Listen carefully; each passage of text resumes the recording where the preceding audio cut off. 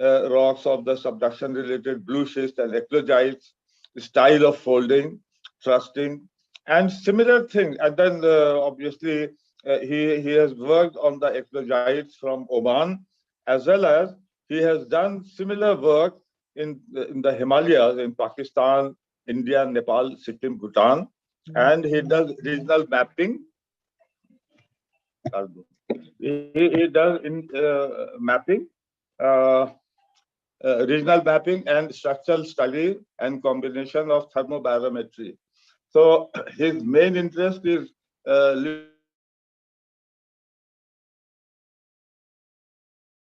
leucogranite from Nanga Parbat, high pressure Soborari, as well as in the Pakistan, Khagan Valley. So like this, Mike has a very long list of interests, and he has been contributing. So I welcome Mike to make his presentation.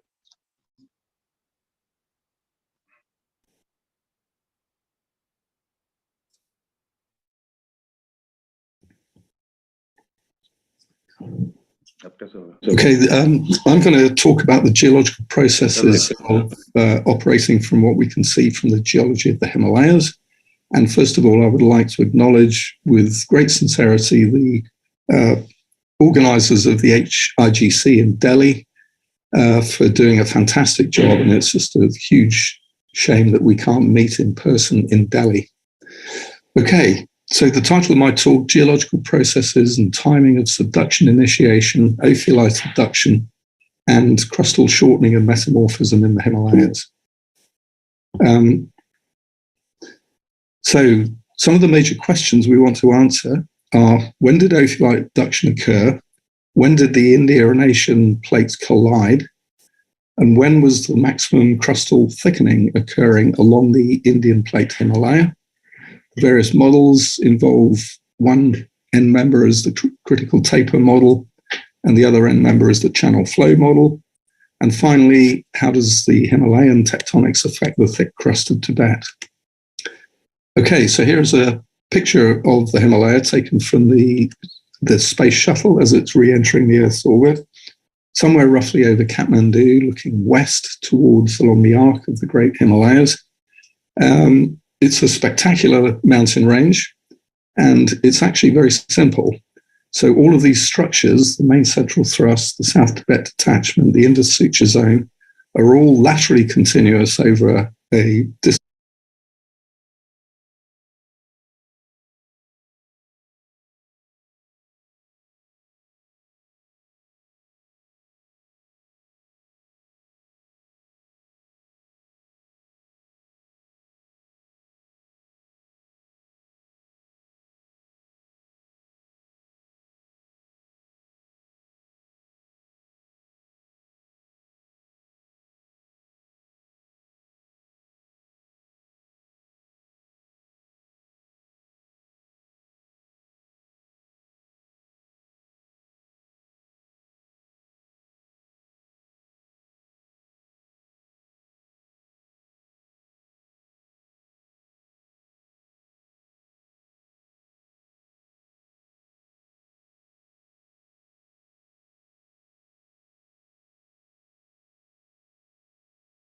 and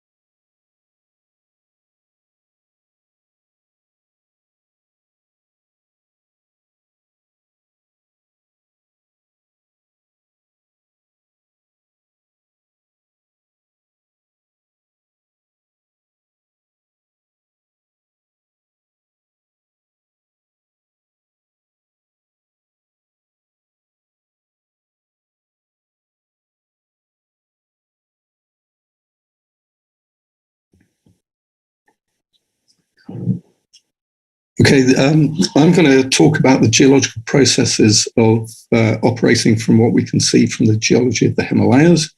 And first of all, I would like to acknowledge with great sincerity the organizers of the HIGC in Delhi for doing a fantastic job. And it's just a huge shame that we can't meet in person in Delhi.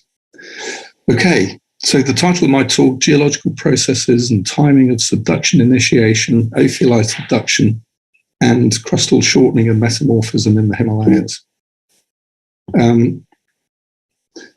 So some of the major questions we want to answer are, when did ophiolite abduction occur? When did the India and Asian plates collide? And when was the maximum crustal thickening occurring along the Indian plate Himalaya? Various models involve one end member as the critical taper model, and the other end member as the channel flow model. And finally, how does the Himalayan tectonics affect the thick crust of Tibet? Okay, so here's a picture of the Himalaya taken from the space shuttle as it's re-entering the Earth's orbit, somewhere roughly over Kathmandu, looking west towards along the arc of the Great Himalayas. It's a spectacular mountain range, and it's actually very simple. So all of these structures, the main central thrust, the South Tibet detachment, the Indus Suture zone, are all laterally continuous over a distance of at least 2,000 kilometers.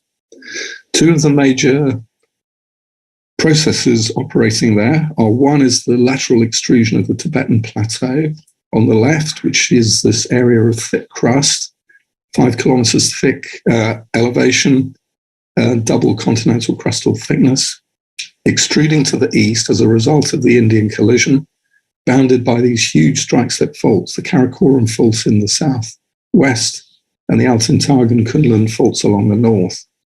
The second major process is one of channel flow, which is the southwards extrusion of the metamorphic core of the Himalayas along the south. So here's a map of the Himalayas, I'm sure everyone is familiar with. And as I say, all of these zones are continuous pretty much along the whole length of the Himalayas. So it's a very simple orogenic cycle to deal with. So when you restore all the crust sheets of the Himalayas, what we're looking at is, again, a very simple passive continental margin of the northern margin of India. And here we have the Archean Indian shield in the south, and all of the major thrust sheets, the main boundary thrust, the main central thrust, the South Tibetan detachment, restored and preserved down to where they are cutting through the original stratigraphy of the Indian plate. And you'll see that in the lesser Himalayas to the south, it is almost entirely Proterozoic, and with some late Cenozoic molasse sediments on top.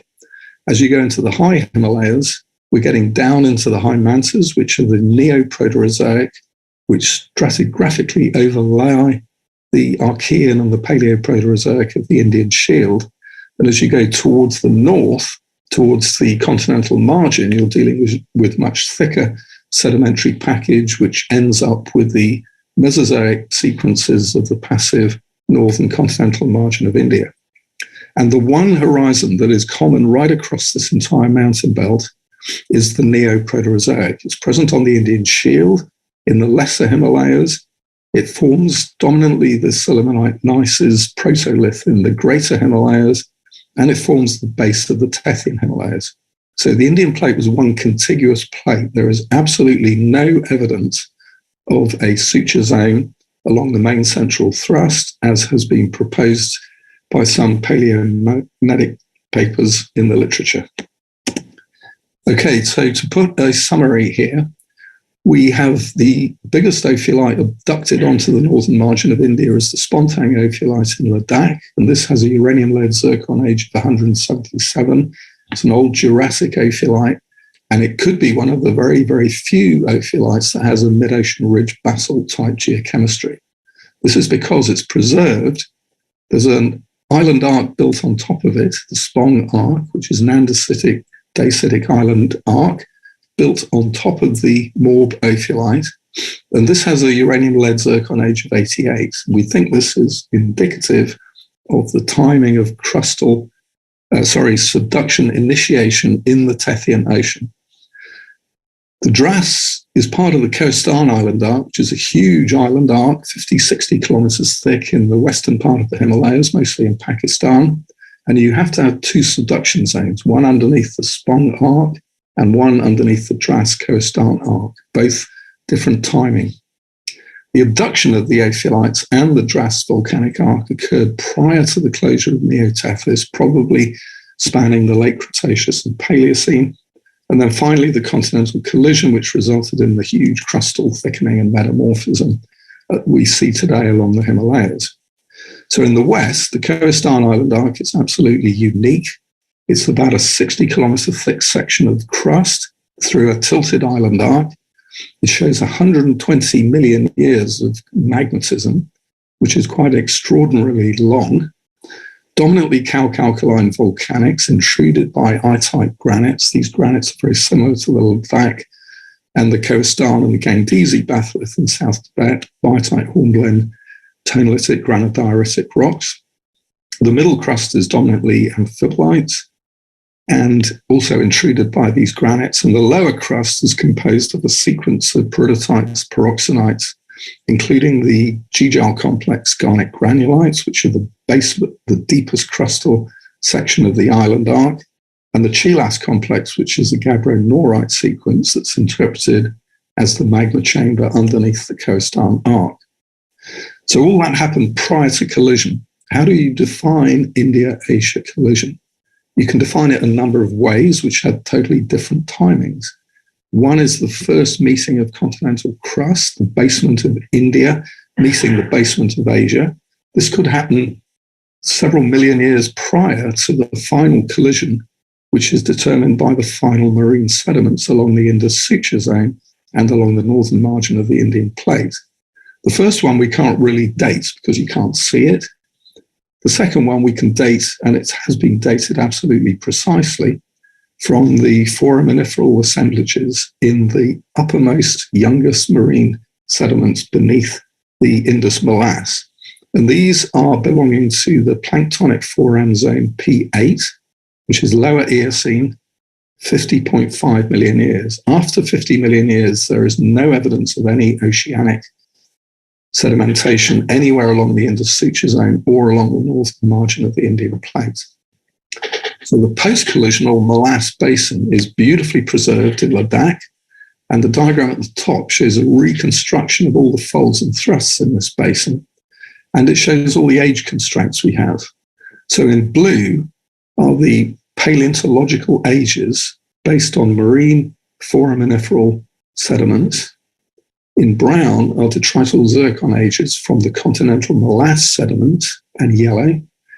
And in red are the Uranian lead zircon ages from the Ladakh granites. And the youngest components of the Ladakh granites are these Chumatang leucogranite dikes, which are truncated at the base of this part of the Indus molasse basin, and they're dated at 47 million years.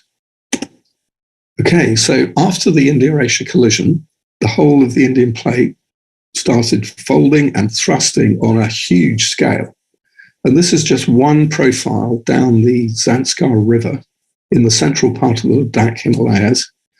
The profile in this sequence is about 2 to 3 kilometers thick, and it shows spectacular folds and thrusts, southward verging folds and thrusts within the Indian shelf carbonate sequence. These are overlain unconformably by the Paleocene-Eocene sediments here, which are only gently folded. And the ophiolite forms these mountains in the background. So the first effects of the India-Asia collision are usually assigned to the ultra-high pressure eclogites that we see in two main localities. The first is Kagaon in northern Pakistan, and the second is Somarari in Tibet. And these are spectacular eclogites. They contain coesite and supposedly microdiamonds. They have pressures anything up to 28, 29 kilobars, indicative of subduction of continental crust down to depths well over 100 kilometers. This is the outcrop in Khoestan. And these are the Kagan eclogites with all the geochronology that had been done to constrain the age of subduction of the leading edge of the Indian plate during the collision. And the alanites and zircons, which give you the peak high pressure ages, are about 46 to 47 million years old. The titanites and the rutiles give you very, very closely following that 46 to 44, which means that there is a very rapid exhumation of these eclogites through the mantle during exhumation until they hit the base of the crust. And when they hit the base of the crust at about 10 kilobars here, you have a more gentle cooling curve where the eclogites are entrained in the laser kyanite and sillimanite grade gneisses of the Indian plate. So this is the classic eclogite locality where a lot of the PT work and the dating work has been done, but there are numerous eclogite localities all over this part of Kurdistan.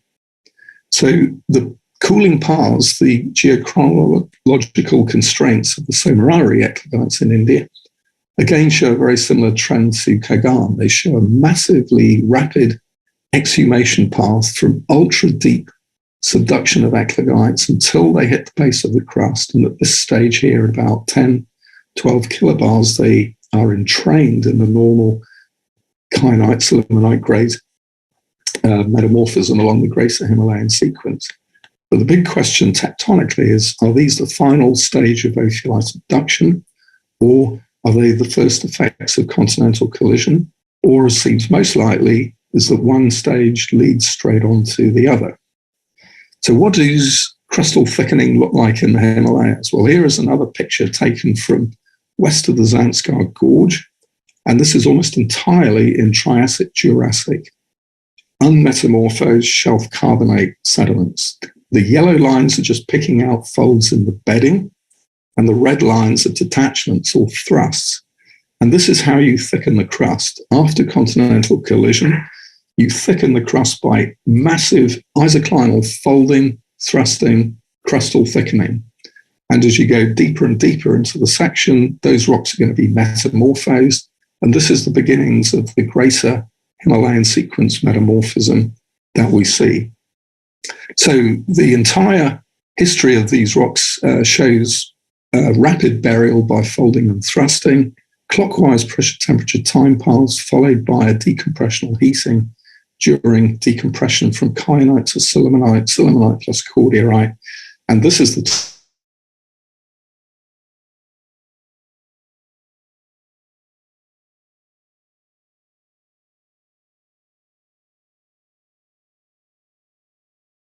melting that is related to channel flow.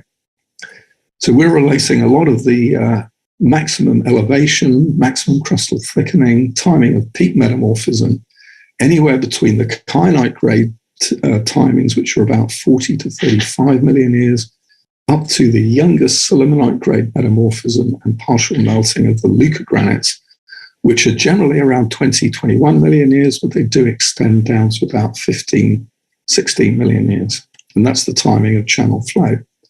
So to put this in context, the diagram on the top is the first stage of orogenesis in the Himalayas. It's the Oman ophiolite stage, if you like, where the abduction of the Spontang ophiolite from Tethys onto the passive margin of India has occurred. TM is where the position of the Somarari eclogites is now in the middle crust. And these are the rocks that have to be subducted down to well over 100 kilometers depth at 47, 46 million years old. And at this timing, you're starting to crustally thicken the Indian plate.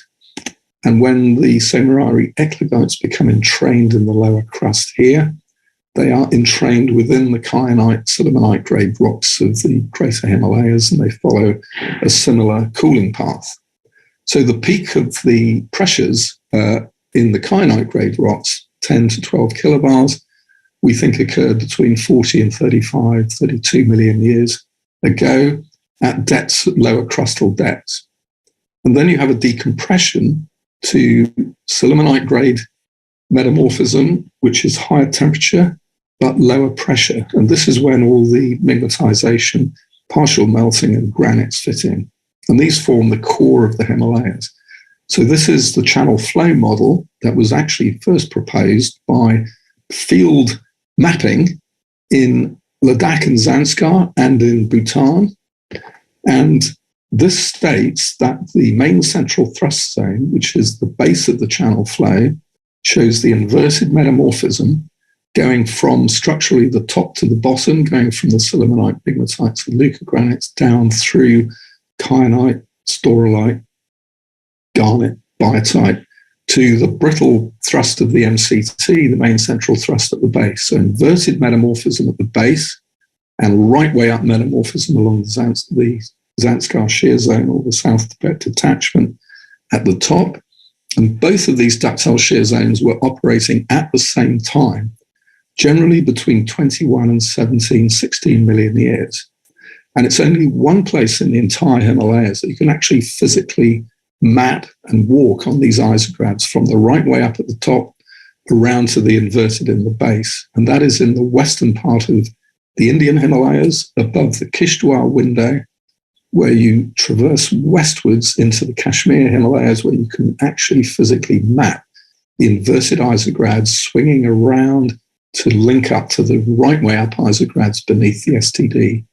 And all of the central zone here in the main part of the Himalayas is sillimanite grade pegmatites, leucogranites. And in the west, in Zanskar, it's dominantly up here in the kyanite grade fascies. So here is a model of channel flow, the Himalayan channel flow model, which is very distinct and different from the lower crust model, flow model for Tibet. The Himalayan channel flow model is the southwards extrusion of a partially molten layer of mid-crust dominated by sillimanite grade pegmatites, leucogranites, which in the Everest Himalayas in Nepal have ages around 22, 23 to 20 million years. And as you go towards the north, in the North Himalayan domes via the Amadrima complex, the North Himalayan domes have a younger metamorphism at 14. This is all constrained by geological mapping, combined with pressure temperature work and geochronology. Once you cross into Tibet, you have no deep erosion, so we cannot use any of our geological constraints that we can in the Himalayas. And here we're reliant on geophysics. The geophysics from the in-depth model has showed us that it is absolutely clear that there is a mid-crustal zone of partial melting at extremely high temperatures, with pockets that they are called bright spots on the in-depth profile, which we interpret as actually magmas, Himalayan leucogranites forming today at this time. So you have a younging progression of melting from what we see exposed along the Himalayas through the North Himalayan domes to the presently active zone of metamorphism and partial melting underneath southern Tibet. So this is a mid-crustal layer of extrusion and partial melting. How do we know what the composition of the lower crust is? The lower crust is a series of high-pressure granulites of varying lithologies, and we don't see this geologically. You can't actually physically map it, but what we can see in southern Tibet is a series of these spectacular lamprifier shoshonitic dikes that are intruding at about 12 million years. And they intrude right through. These are mantle-derived melts derived from picking up melting parts of the lower crust. And they have a whole series of xenoliths in them, tiny xenoliths, which have a range of compositions from mafic ultra-high temperature, ultra-high pressure granulites, well over 1,000 degrees centigrade, 25 kilobars pressure. There's some very strange restitic ultramafics, which are hornblende biotite rocks, and there's some felsic granulites that are a bit high temperatures but slightly lower pressures.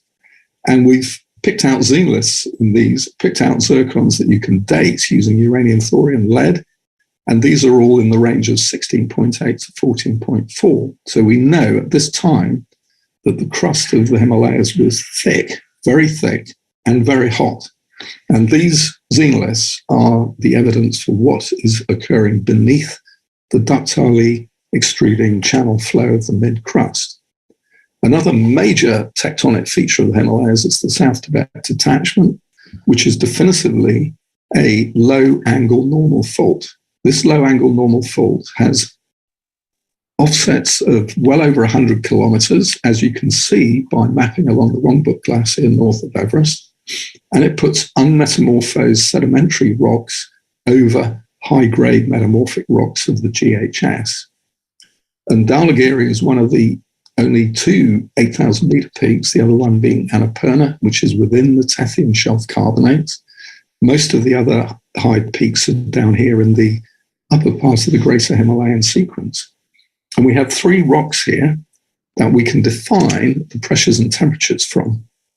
The rock at the base of Dhaulagiri is an unmetamorphosed Cambrian limestone, so it's never been buried below 2.5 kilobars at the maximum. The second one we have is this tremolite-bearing marble, clinopyroxene tremolite K-feldspar marble. It's the upper amphibolite facies calc-silicate rock that is being metamorphosed at about 9 kilobars and about 600 degrees centigrade. And the final one we have is a kyanite-grade peelite, which is metamorphosed at 10 to 12 kilobars, again at about 600 degrees centigrade. So we've got to get these rocks up to juxtapose next to each other, as we've seen in the profile in the previous slide. And if you assume the South Tibet detachment maintains the same dip as it is today, which is not unreasonable, then these rocks must come from anywhere up to 100 kilometers north of their present situation, and they must have extruded up by a ductile flow mechanism. Beneath the South Tibet detachments in the Himalayas, this is in the Kaligandaki region of central northwestern Nepal, this is the classic zone of inverted metamorphism, where you go from sillimanite-grade rocks at the top through kyanite-grade rocks down here in Unit 1, series of quartzites, and you're going from sillimanite to kyanite to garnet to biotites as you go structurally down section along the STD. Pictures on the left show the very first initiation of melting, which are these tiny little melt pods containing kyanite. They're K-feldspar poor, so they're dominantly kyanite plus quartz, but they're the first indications of crustal melting at high pressures, 12 kilobars, probably at around 30 million years ago. And then most of the Himalayan melting is in the bottom photograph here, which is the classic sillimanite plus K-feldspar melts. And these produce the granites that are sillimanite. They have magmatic cordierite. Some have magmatic andalusite. So they're high temperature but low pressure. And these melts, the timing of them forms the timing of channel flow along the Himalayas between 24 and 16. So channel flow is not active today, but it was during the late Miocene. As the melts ran out, the leucogranites were intruded and they were carried piggyback by structural propagation down to the lesser Himalayas and the main boundary thrust at the base. So pressure temperature profiles, these profiles are taken across the central part of the Nepal Himalayas, the Everest region, and they all show an increase of pressure and temperature as you go above the main central thrust zone. From the top of the main central thrust zone to the South Tibet detachment, you are maintaining high temperatures above 600, around 700 degrees centigrade. This is all in the huge, thick section of sillimanite-grade gneisses, migmatites and leucogranites at the top. This is a slightly more updated profile where you have pressures and temperatures along strike, and you see from the cross-section above that you have a very narrow section of inverted metamorphism from sillimanite K-feldspar down to garnet grade. This is the main central thrust zone. And then all of the yellow rocks here are in sillimanite grade conditions right the way to the top. And in the Everest series, just below Everest, this is beautifully exposed on the southwest face of Everest. These rocks are in kyanite and staurolite grade, forming the upper part of the right way up metamorphism beneath the Himalayas. And the very summit of Everest, the South Tibet detachment, the Chomolungma detachment, cuts right through that, putting Ordovician limestones unmetamorphosed on top of the high-grade gneisses of the Himalayas. And you can actually physically walk on the South Tibetan detachment, the Chomolungma detachment, from the top of Everest, just below the summit of Everest, all the way down the Rongbuk Glacier for a distance of at least 70 to 80 kilometers. So there is absolutely no question that low-angle normal faults do exist. They were active during metamorphism, active during channel flow, and they formed a passive roof zone beneath which the channel was extruded to the south. And all this is explained. This is my geological map of Everest that was produced in 2003 with two cross-sections through the Everest Massif showing this low-angle detachment, low-angle normal fault along the South Tibetan detachment. And these two detachments actually merge to the north, where you have a real condensation of metamorphic isograds from sedimentary rocks at the base of the Tethyan sequence down to high-grade rocks at the base. There's two major dehydration reactions that produce these granites. The most common one is the Muscovite dehydration reaction, which produces the classic Tourmaline garnet to mica Luca granites that we see all along the Himalayas. The second one is a higher temperature reaction, the biotite dehydration reaction, which is occurring at slightly higher temperatures. And this is the one that is common that you see, for example, in the Makalu Massif, where we have these spectacular large cordiorites, which are parts of the Barun migmatites that occur right to the east of Everest through a lot of the profiles there. So that's the major Himalayan story as regards metamorphism and tectonics. There's one crucial exception to this, which is in the far western syntaxis, the Nanga Parbat syntaxis, which has been through the entire pressure temperature tectonic history that I've just described for the Himalayas. But it has an even younger phase of metamorphism, which is superbly documented by these are the youngest uranium-lead monazite and xenotime ages anywhere on the planet. And they're as young as 0.7 million years. These are Pleistocene quaternary migmatites forming cordiorite, limonite, garnet, Luca granites today. And that is because Nanga Parbat is constrained to the west by the Kohistan arc. The rocks have nowhere to go other than upwards. So if you look at the rocks in detail here, they are high temperature migmatites. The green blobs here are all cordiorite and selimonite. The black are the tourmaline. And most of the core of Nanga Parbat is preserved as these Pleistocene migmatites forming between 3 and 0.7 million years ago today. And this could be indicative of what is actively forming underneath southern Tibet today, underneath the northern part of the Himalayas today, but it's not yet exposed. And the reason they're exposed in Nanga Parbat is because there's a buttressing effect. So the channel flow goes from southward verging in Zanskar and the Indian Himalayas to the east to basically vertical extrusion of this high temperature core of Nanga Parbat bounded to the end. So to finish off two profiles, structural profiles, this is across the central part of the Himalayas in Nepal and Tibet. And all of the structural data we have from the high Himalayas require the lower crust, the Indian lower crust, dominantly comprising the Archean granulites of the Indian Shield and the Proterozoic Himalayan metamorphism to extend northwards across Tibet, at least halfway across, 400-500 kilometers north of the Himalayas. This is a requirement through the balanced and restoration of sections through the Himalayas and a requirement from the geophysics as well. In the Western Himalayas, a little bit more complicated because on the Asian plate here in grey, this is the Baltoro region of the Karakoram. We have a massive Miocene granite batholith intruding in the middle. And all of these grey rocks here are Cenozoic metamorphic rocks, mostly at high grade, kyanite, selimonite grade. And you don't see these rocks in Tibet because they are very low erosion and they have not exhumed up there. So again, requirements of a lot of the transition from granulite to eclogite of the Indian lower crust. And this is backed up by all the geophysics and all of the deep seismic profiles that have been shot across southern Tibet. They all agree that the lower crust and mantle of the Indian place extends northwards at least halfway across the plateau. So you have a cold Indian mantle to the south and a hot Asian mantle to the north. And this corresponds in northern Tibet to where the all active volcanics are erupting today.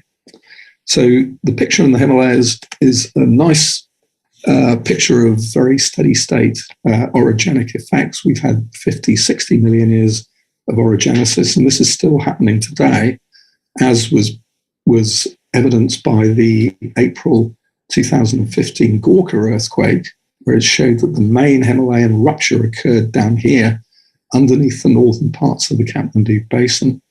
And this was a thrust fault, which is the active thrust fault on which India is under thrust in the Himalayas today.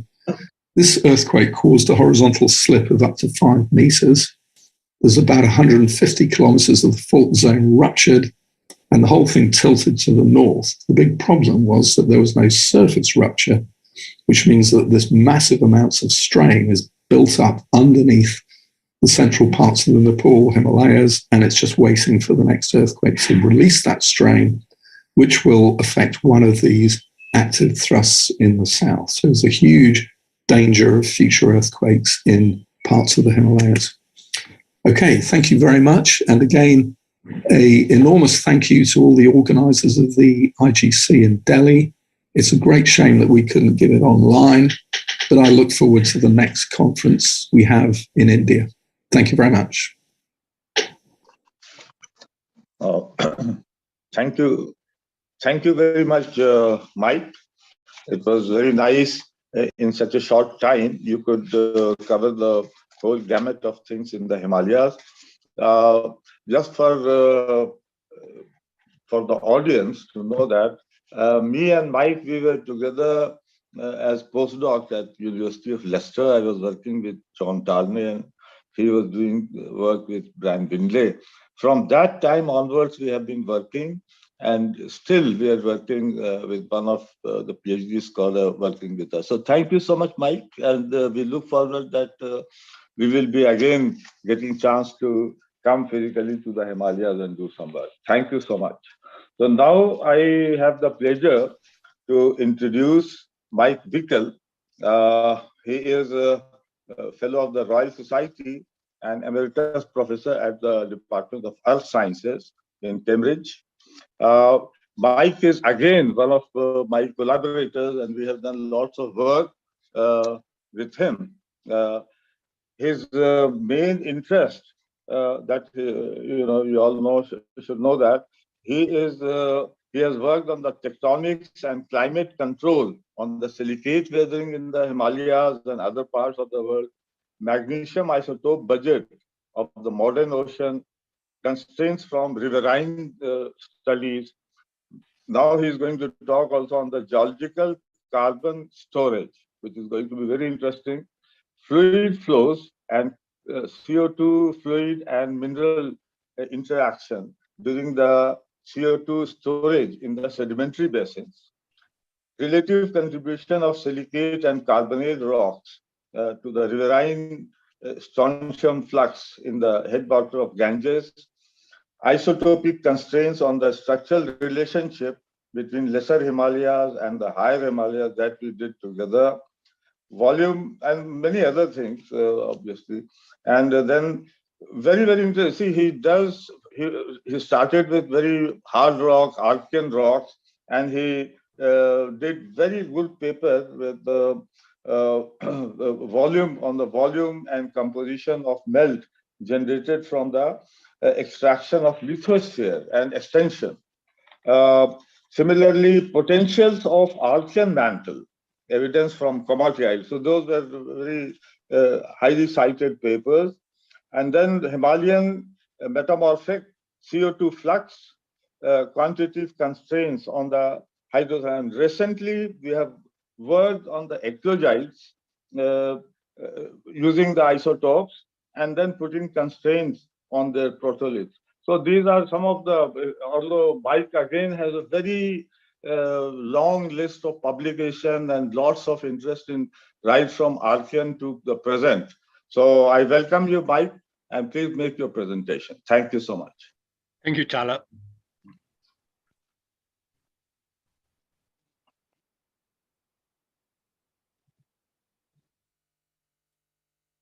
Okay, can you make that full screen?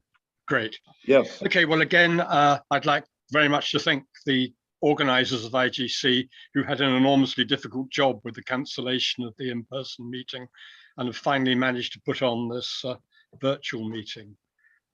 I'd also like to thank all the people who I've collaborated with on this work on geological carbon storage, listed on this slide, and they, of course, are the people who've done practically all the work. Well,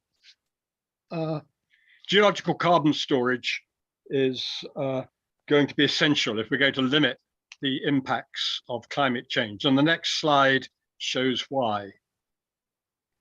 Can I have the next slide, please? As you can see on the left, the emissions have carried on unabated.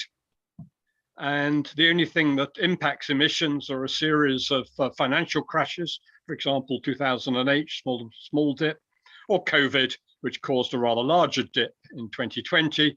But never mind, emissions are recovering nicely.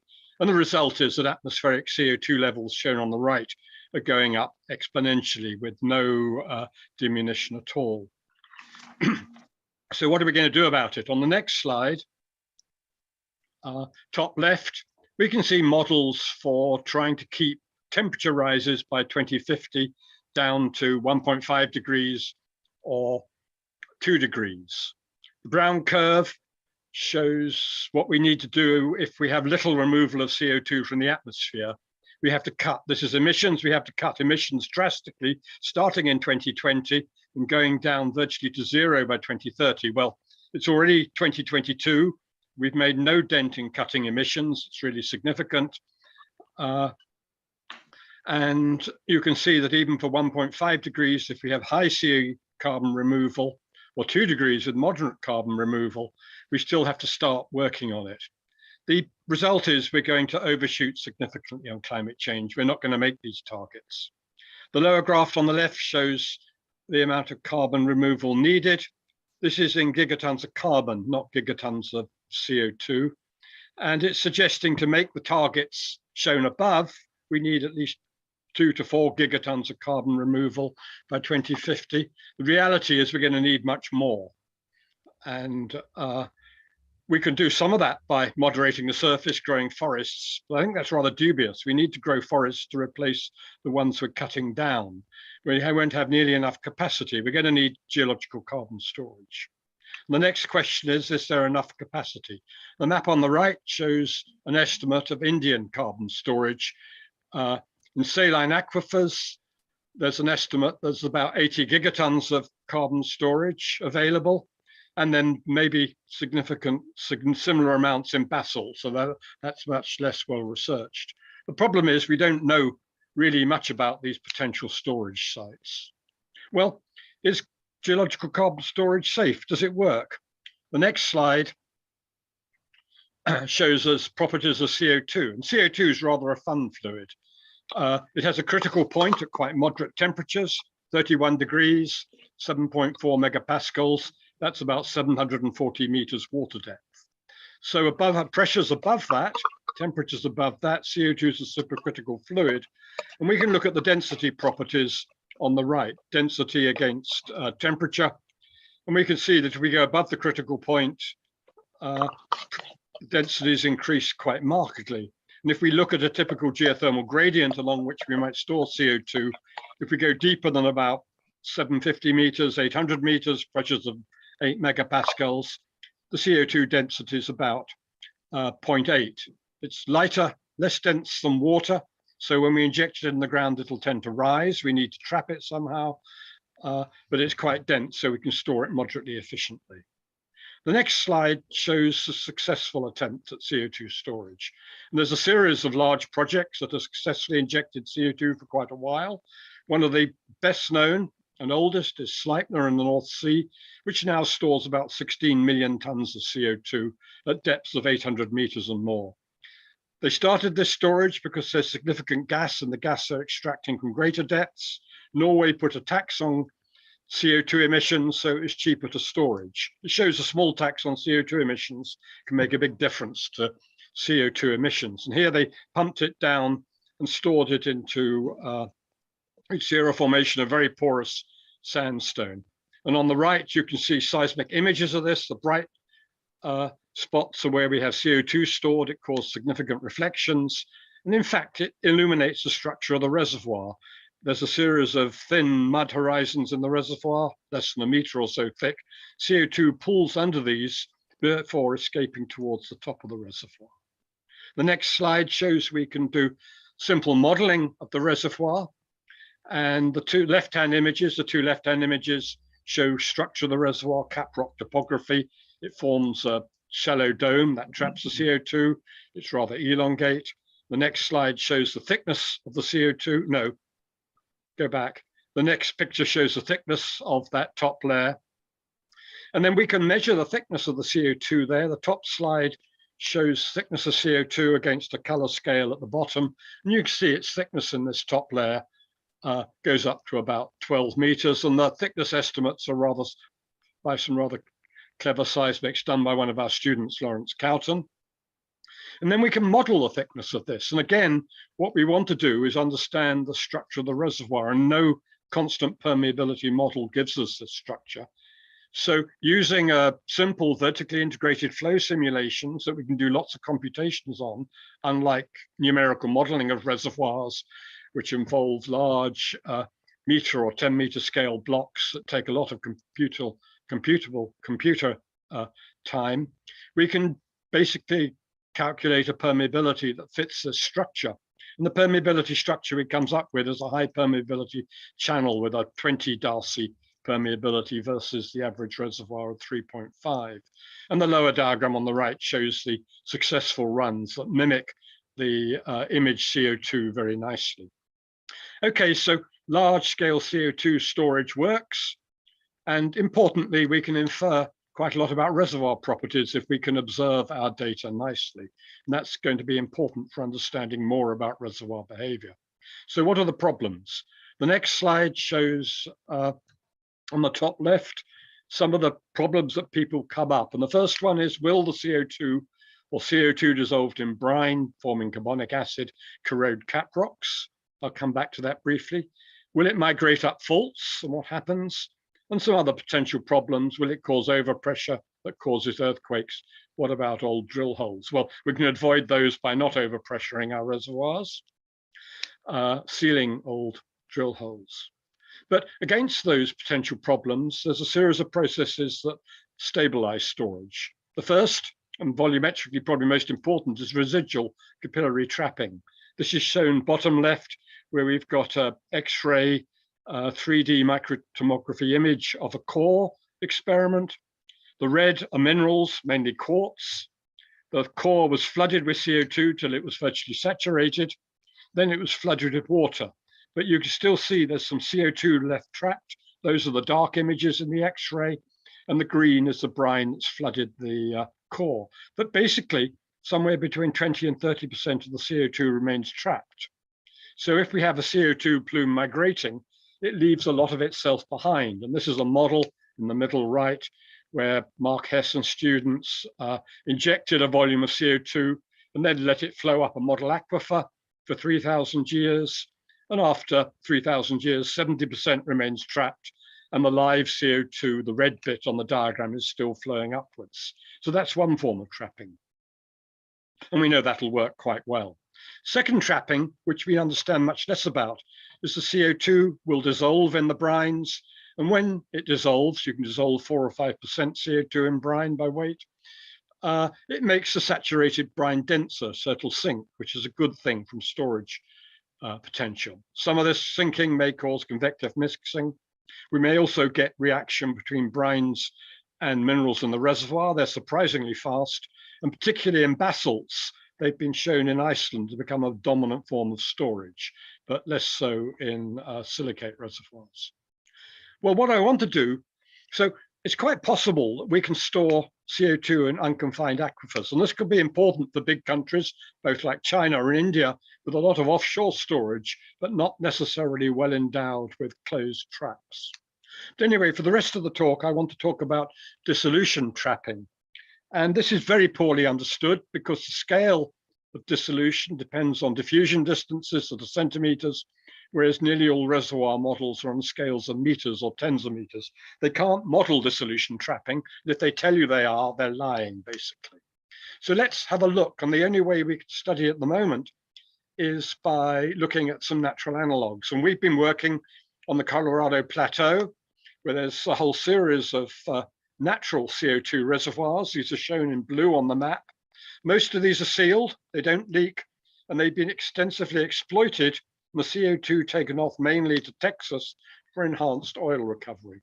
One of them at Green River in Utah, top left of these states, for those people who don't know their US states well, is leaking. Some of it's leaking shown on the right, and there's a spectacular geyser that goes off every once or twice a day. This is where they drilled an oil well or an oil exploration well in the 1930s. As you can see by the pipe sticking out of the ground, they discovered CO2, so they left it open, and it's tapping CO2 at a depth of several kilometers. And obviously, if you have a CO2 store, one thing not to do if you don't want it to leak is drill holes into it and leave them open, which is, of course, rather obvious. Anyway, we looked much more detail at CO2 in Green River. It's been leaking naturally for hundreds of thousands of years. And the next slide shows the hydrological setup at Green River. Next slide. We have San Rafael Swell, a rather scenic area to the northwest with a big monocline. Aquifers there are recharged by rainwater that flows towards the southeast. It intersects a series of faults forming small grabens that have formed fairly recently, and CO2 has been leaking up these, forming travertines along the fault scarps that you can date using uranium lead. As I said, there have been a series of holes drilled, water exploration holes, oil wells, particularly the deep crystal geyser well. And then we shell drilled a hole for us to investigate the hydrology and the CO2 in the Navajo Formation. That's the second permeable formation shown there. Well, the next slide shows the exposed rocks. This is the upper formation where it's exposed by faulting along grabens. You can see the fault on the left-hand side where it says extensional fault, and that fault basically runs along the front of this cliff. So we're looking back at the footwall. Just covering the fault is a travertine mound outlined by white dots. And then we have the downthrow side rocks further to the west. But in the Entrada Formation, it's basically a red hematite-bearing aeolian sandstone, and the bottom of it is significantly bleached. And this bleaching was caused by CO2-saturated brines leaking out from the faults. And these brines are CO2-saturated. They're also sulfate-bearing, but also contain a small amount of sulfide. They're slightly reduced. And the reducing fluids basically reduce the hematite, causing the bleaching. We can also see the bleach zones escaping up small faults and fractures in the photographs below on a number of scales. So this is basically what's happening. CO2-saturated brines were leaking out when these rocks were buried at depth. Presumably also free CO2 was leaking out along the top of the formation, but we don't see that. The next slide shows the drill site. And two of the reasons for drilling, one was to sample the cap rock, base of the Carmel Formation. And we worked on that, and we've shown that the CO2 reactions with the underlying fluid only extend 3 or 4 centimeters into the cap rock, and this is over a time scale of 100,000 years or more.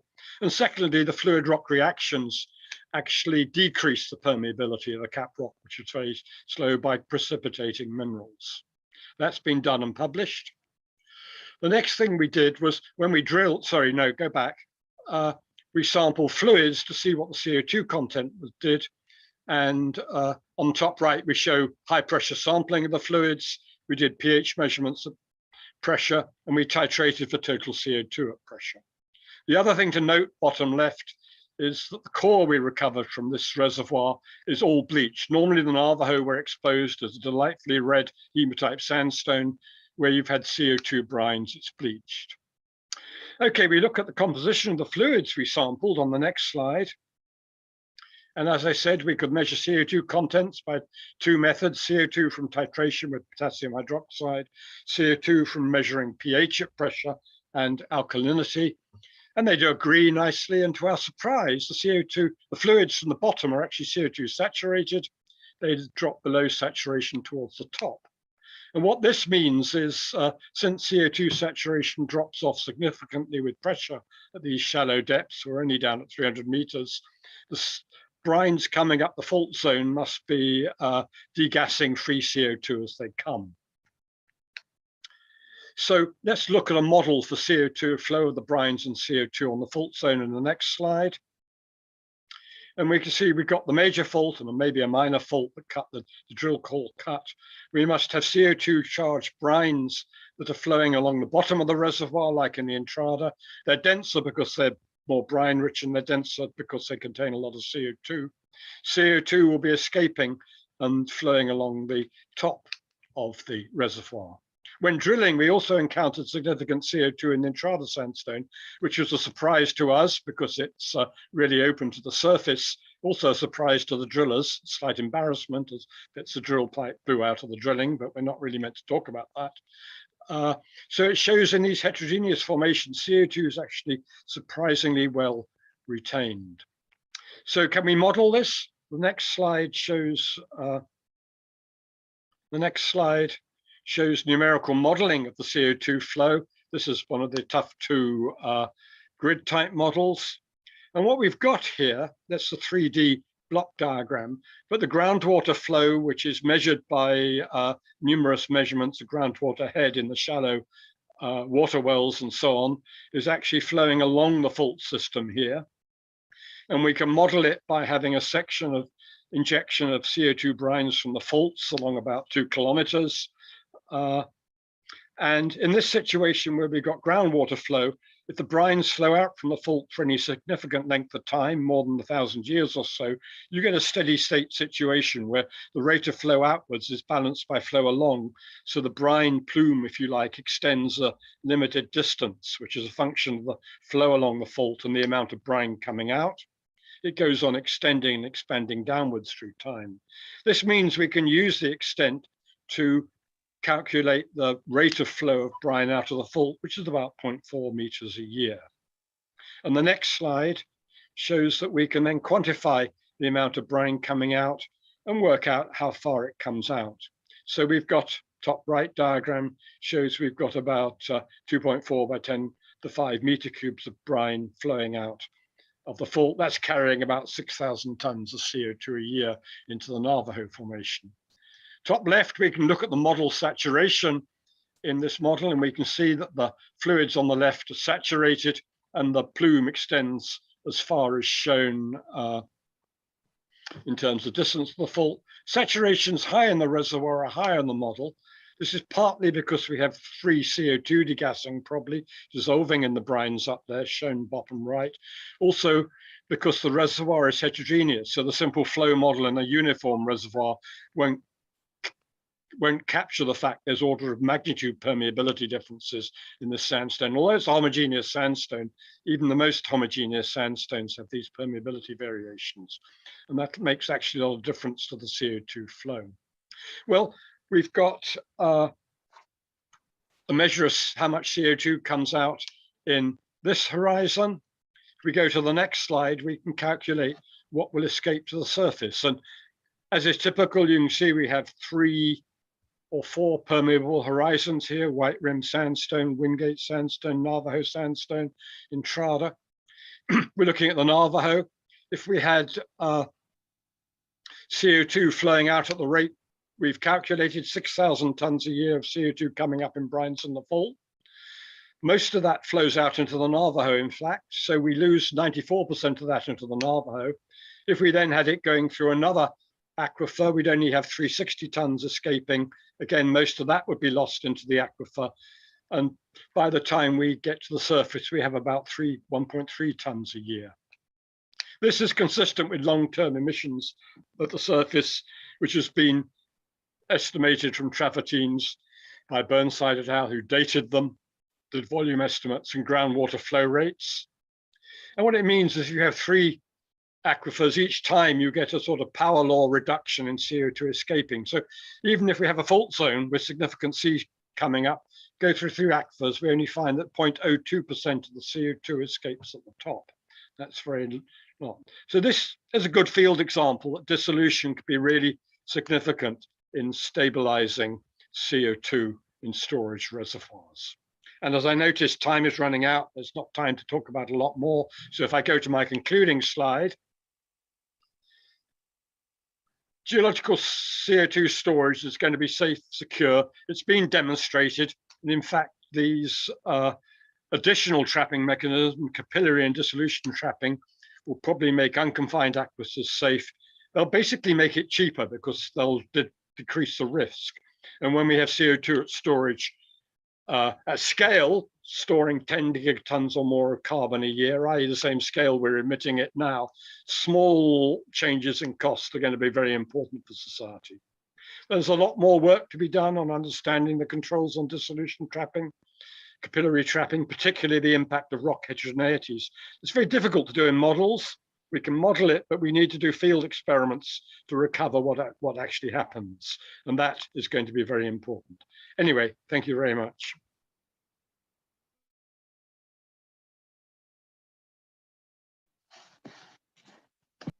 Thank you very much, Mike. Okay. It was an excellent talk. The type of work that Mike and his group has done, which has lots of importance for and for the survival of the society. Now, if we do this sort of research, then in future we may have some answers to the problem of this carbon dioxide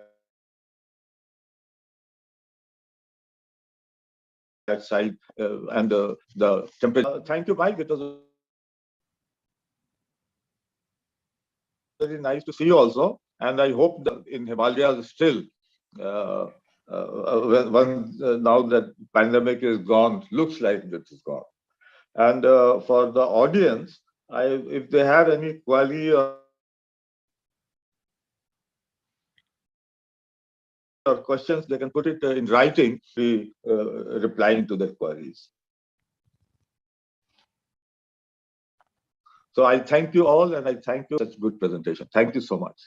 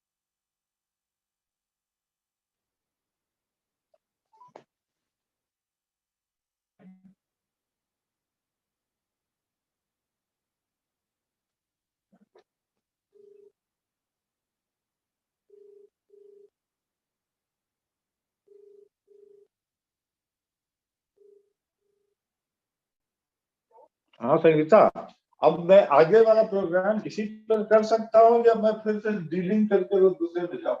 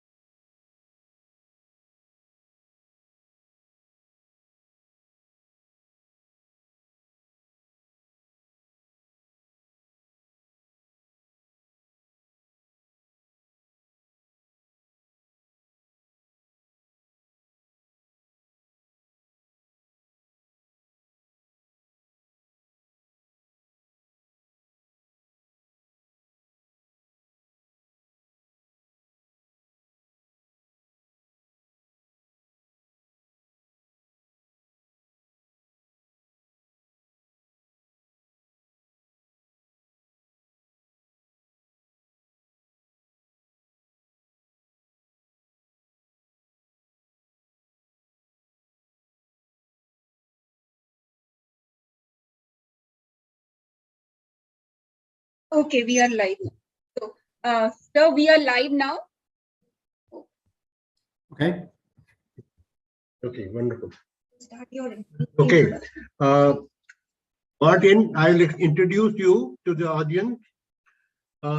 Martin van Canendorp is a professor of geology and astrobiology at the University of New South Wales, Sydney, and is the director of the Australian Centre for Astrobiology. Martin is Canadian by birth and training. He moved to Australia in 2012 and studied the early signs of life on Earth, nearly of 3 billion years older rock, in old rock. As his researches have been used by NASA and European space agencies for the search of life in Mars. He has got many publications to his credit, and he is very well respected Precambrian paleontologist of the world. Okay, Martin, you start. Thank you so much for the introduction and for the honor of giving a talk here at the IGC.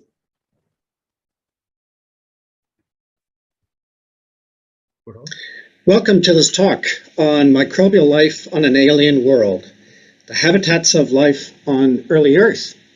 My name's Martin van Canendorp, and I'm the director of the Australian Centre for Astrobiology at the University of New South Wales in Sydney, and it's my great pleasure to be invited to give this talk for the IGC, and I wish I could be there, but at least we got this opportunity to keep going. So, what do I mean about that? Well, you know, the origin of life, the spark for life, is still unknown. If we knew it, it would be a Nobel Prize, of course, and there would be a lot of excitement, but there's a lot of information that's being gathered as we move to a better understanding of this very complex topic. And everyone would agree that the road to making life is extraordinarily complex. Many different reactions, complex geochemistry, and a reaction space that probably requires not just a linear sequence of steps, but probably a very complex interactions of different components being formed in different places and then mixing together to get, you know, primitive life, even still extraordinarily complex. And most have considered over time that this is a very long process. But if we look at the geological record, there may be some surprises in store about that, because the idea now is that the late heavy meteorite bombardment affected Earth until about 3.9 billion years ago, when high energy, large impacts impacted into our planet and caused sometimes evaporation of the hydrosphere, great heating of the atmosphere, and, you know, destruction of the crust. But after about 3.9, we know that there was a cool early Earth, and our first instances of life coming into the geological record are at 3.7 with stromatolites discovered at Ishua, or at 3.5 in the Pilbara. At any rate, the gap between the end of the late heavy bombardment and the first evidence for life recorded is only about 200 million years, or maybe a little bit more. And so it appears that life got started very rapidly on its way to developing more complex life as we know it from the geological record and on our modern world.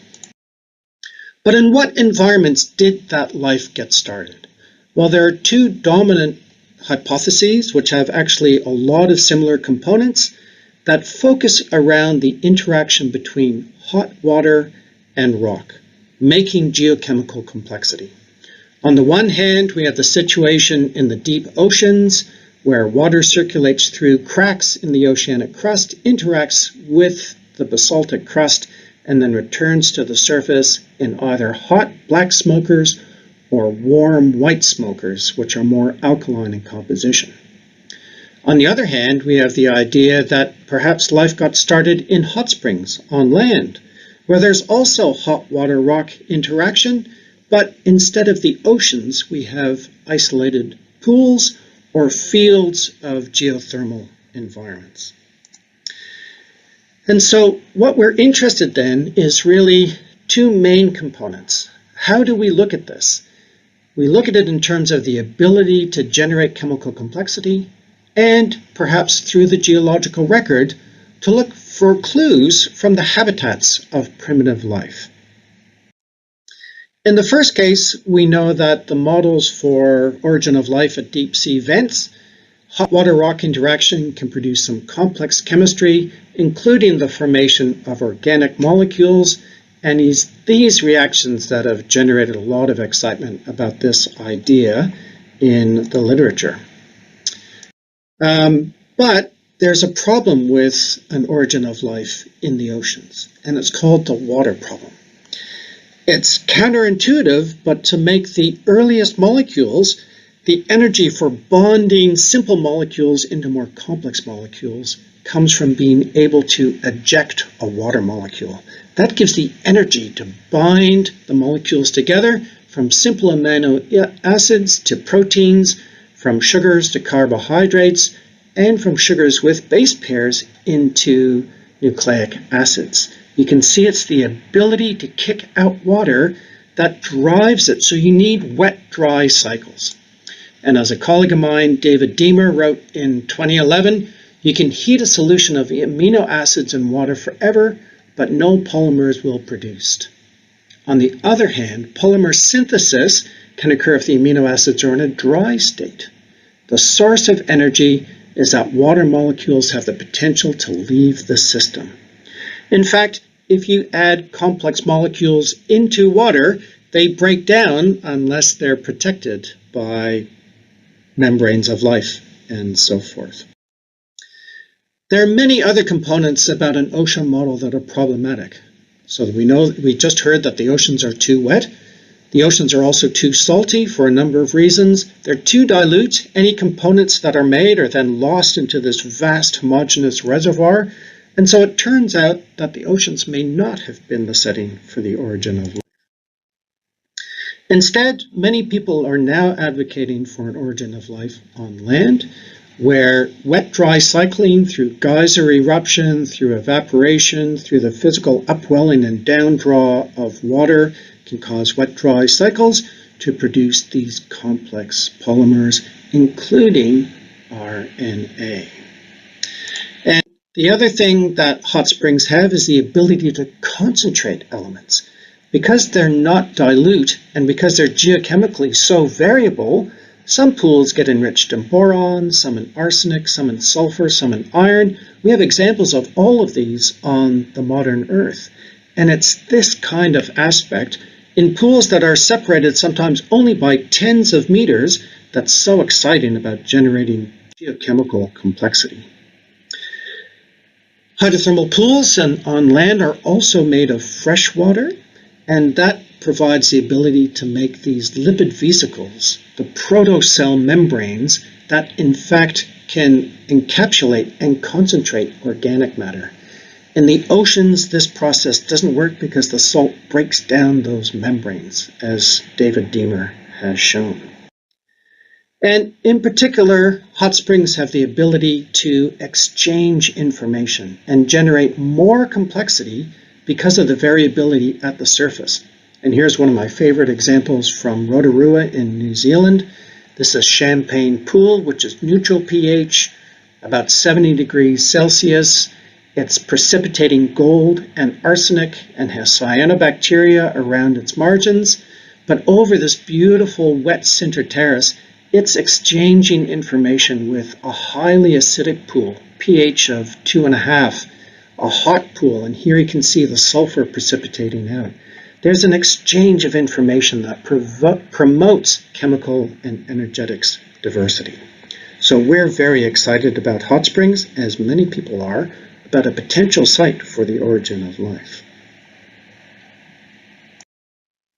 But what about the geological record? What does that tell us in terms of having a look at what kind of habitats did the most primitive life on Earth form? And the best place to go and study that is in the Pilbara of Western Australia. Now, we're used to seeing our planet in the modern world as this beautiful blue marble with green vegetated continents, drier brown desert areas, and fluffy white clouds. But if we travel back 3.5 billion years ago, we get a very different picture of early Earth. If I was able to sit on a pier sipping pina coladas looking out over the ocean, I would see a green sea rich in dissolved iron. The clouds would be orange because the light filtering through a dominantly CO2-rich atmosphere would give this orangish color rather than the blue and the white clouds. And the land masses would be black volcanic land masses, not the vegetated covered conditions. And so if we could look at Earth from space, we'd see a green planet with small black continental land masses and fluffy orange clouds. So with our knowledge of early Earth, we're able to time travel back to when our planet was actually an alien world. The rocks of the Pilbara, and especially in this area called the North Pole Dome, an area of circular outcroppings in rocks that are 3.5 billion years ago, they preserve the remnants of the geology extraordinarily well. There are similar aged rocks in India, of course, at 3.5 billion years, but they're more highly metamorphosed. They've been heated and recrystallized, but in the Pilbara, we can see the traces of ancient life by these squiggly and domal structures. We can see the ancient ripples preserved on the shoreline of a caldera, and we can see beautiful round evaporative crystal splays that show the evaporation of the seawater so very long ago. We can actually walk on the shoreline where the earliest life was inhabited and get a feeling for what that environment was like. So it turns out the Dresser Formation is a package of rocks here in bloom, just tilted on their side about 30 degrees. And underneath it, in the black, is this extensive network of hydrothermal silica plus barite veins. It's a dense network of fractures that were filled by circulating fluids at the time 3.5 billion years ago, and they have now frozen in place as these veins with beautifully laminated quartz and chert and barite crystals that you can see here. The basaltic rocks that are normally dark green and brown that make the dominant lithology of the North Pole caldera are now altered to this pure white clay-bearing material. You can still see the pillow structures, and this has all the hallmarks of a typical, very shallow system of hot water rock interaction. And it's this environment that we find this ancient evidence of life. We've been able to reconstruct the history of that area as the surface expanded up to near the sea level. There was a volcanic eruption and then a caldera collapse and this extensive hydrothermal network. The stromatolites flourished at this period through here when that environment looked very much like this modern analog from Tonga, this big crater lake with a few islands, very shallow water, and stromatolites inhabiting the shoreline. Very similar to what we see for the ancient Pilbara rocks. And we've been able to document through a colleague of mine, Raphael Baumgartner, who was a postdoc at the University of New South Wales, that these ancient stromatolites on the surface, when you looked at fresh samples from drill core and analyzed them at very fine detail, we were actually able to find remnants of the organic matter that life made as these structures were being deposited, confirming that they are made by biological processes. And then, as we looked in more detail, we found a number of features that indicated that these stromatolites lived at hot springs. A PhD student of mine, Tara Jokic, shown here, found this little rock sample only a few centimeters across that contain very characteristic dark light laminations that are one-to-one found in modern hot spring centers. In fact, this little rock sample, it was deposited from a geyser, splashing hot water exposed on the surface of the earth. And this was really exciting because we know from modern environments that we can find the associated minerals of The black and white banding are made of anatase and kaolinite, and this is from a modern hot spring in Iceland. So modern equals ancient over 3.5 billion years. And this provided evidence for the wet-dry cycling and clay, which is so important in terms of templating organic molecules in this ancient environment. What we also found when we looked at some of the layers is we found these laminae that were rich in boron-bearing crystals known as tourmaline. Here they are shown very close up. And these have a very distinctive composition in terms of their boron isotopes, shown here in red, which proves that these are not just pure marine deposits, but they actually were on land from hot springs. And modern boron-rich springs are known from India in Puga. And so we feel that these stromatolites were living in these ancient hot spring environments, some of which were concentrated in boron. In other springs, we found enrichments of zinc in the stromatolitic laminae, and also of arsenic and sulfur and iron, elements that are important for prebiotic chemistry. And so we've been able to recreate this environment so very long ago, where the most primitive life was flourishing at the surface and associated with subsurface concentration of elements important for prebiotic chemistry, including the alteration mineralogy that we know is important for templating some of the reactions to make more complex organic molecules. And so by combining our knowledge of the ancient with our knowledge of the deep time, we can find these environments that are not only suitable for harboring ancient life, but are indicative of environments that were present on early Earth where life may have got started.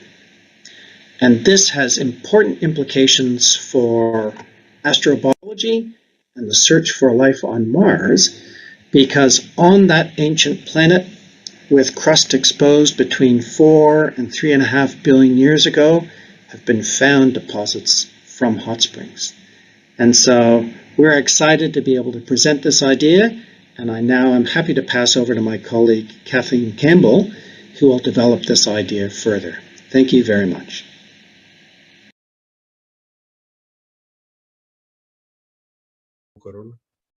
Hello, I welcome Kathy Campbell. Kathy Campbell, she is a full professor of geology and astrobiology at the University of Auckland. She's a paleoecologist and studied interactions of ancient organisms with wide-ranging environments. Her major contributions involved around the possibility of life in Mars. She studied the crustal, fluid, biota, and sediment interactions in extreme environments. This is her specialty. I welcome Kathy, you start your video. Thank you very much, everyone. I appreciate the opportunity to come present our results.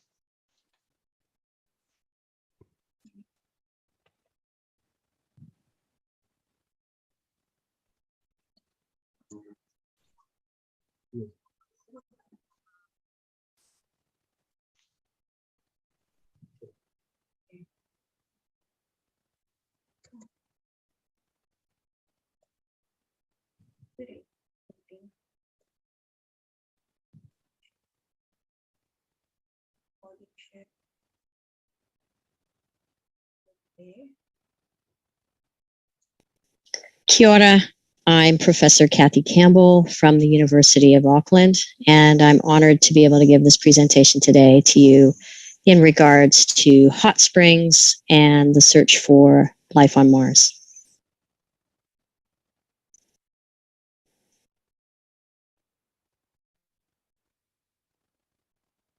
I'm also part of the School of Environment at the university and the Te Ao Marama Center for Fundamental Inquiry, which explores the origin and evolution of the universe and its life. So let's continue on from Martin van Kranendonk's presentation, where he spoke about early Earth, shown here in an artist's rendition. And let's start comparing this to early Mars. And some of the key features 3.5 billion years ago were that both planets were anoxic, both had active volcanoes and extraterrestrial impacts that would create heat and liquid water on the planetary surfaces. So the question then becomes, where we put water and heat together on Earth, we get hot springs, and on Earth, where there is hot water, there is life, particularly extremophile microbial life. What about on Mars? Could that have been happening 3.5 billion years ago or earlier? And in the 2004 to 2011 timeframe, we see that NASA Spirit rover was exploring Gusev Crater, particularly around Columbia Hills. And when it came to a place where there were volcaniclastic sediments, reworked ashes here at this site called Home Plate, the rover, as shown here in its final resting point, discovered some very important light-colored whitish features that were determined to be silica. And they're shown with these dashed lines on the side of Home Plate. And the rover found that these silica-rich deposits were in fact had a funny morphology, an unusual morphology. They were finger-like or digitate in shape. The thermal spectra of the emissions on the TES, the thermal emission spectra instrument on the rover, determined that the closest match to this silica was indeed from Earth examples, hydrothermal silica, and in particular, silicious hot spring deposits, also known as sinter. So the Home Plate silica outcrop spectrum shown here, typical spectrum shown here in black, and its closest match on Earth is sinter from El Tateo in the Chilean Andes, and also compared to Yellowstone sinter. The closest mineralogical match was opal A, or non-crystalline opal, plus halite, or rock salt. And let's talk a little bit about hot springs and why they're important in the search for life on Mars. Well, hot spring extremophile microbes are abundant in hot springs on Earth and adapted to life at high temperatures. So they could have, similar organisms could have inhabited extreme environments of early Mars where there was heat, volcanism, impacts, and water, and hot springs. You can see these lush microbial communities in all these different colors, these bright colors, and they are in fact preserved within the silica that's dissolved in the hot spring waters, which you can see here drying out on these banks up here, and also in and amongst the microbial mats. This is in the summertime, and the mats dry out, and they are infused with silica, which preserves distinctive textures that tell us something about the environment. And here's an example that's 60 years old. It's a silicified hot spring from New Zealand, showing clearly these microbial fabrics and even their pigments still exposed and preserved. So Earth analog studies of hydrothermal deposits are important to help us identify potential Martian textural biosignatures, which are largely microbial in hot springs, for sample return mission. There are two dominant types of silica-rich hot spring fluid chemistries.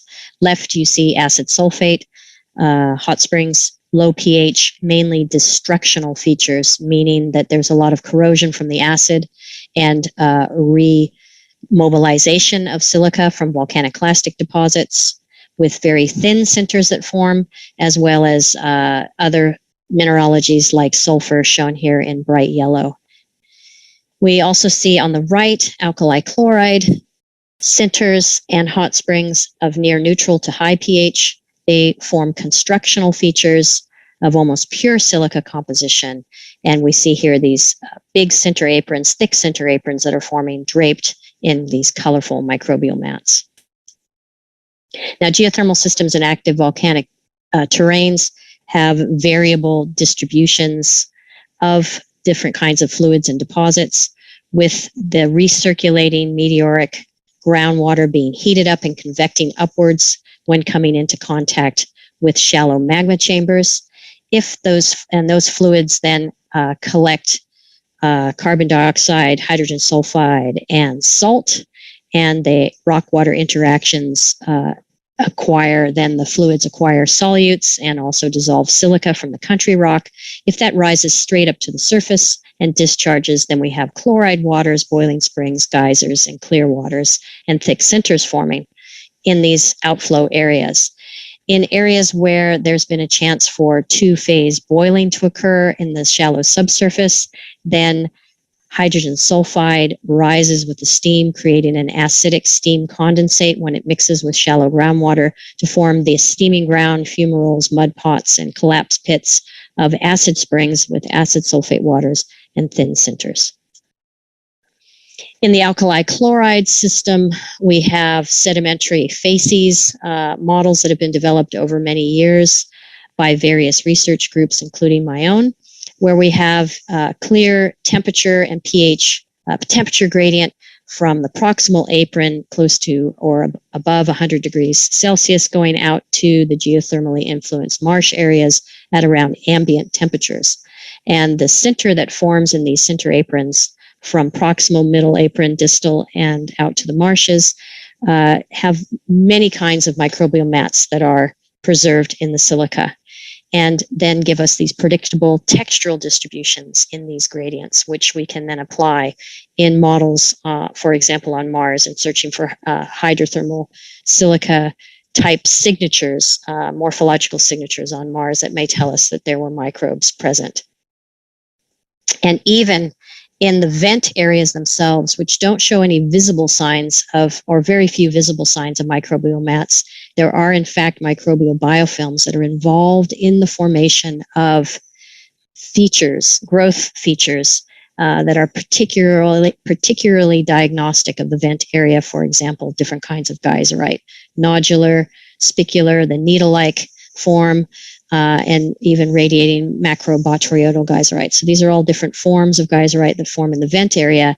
And when studying them with microscopy, with Raman microscopy, and even Jurassic ones that have turned to quartz, we see that in fact in the geyserites at the highest temperature, we have layers of microbial biofilm shown here in green for the carbonaceous biofilms, interlaminated with quartz. So the opal has turned to quartz over time in Earth analog environments. So these layers of microbial biofilm or mats and sediment throughout the center apron with all different types of morphologies, all of which are laminated, are indeed stromatolites, which are extremely important biosedimentary structures that indicate life both in early Earth, and the question is whether they are also occurring on Mars.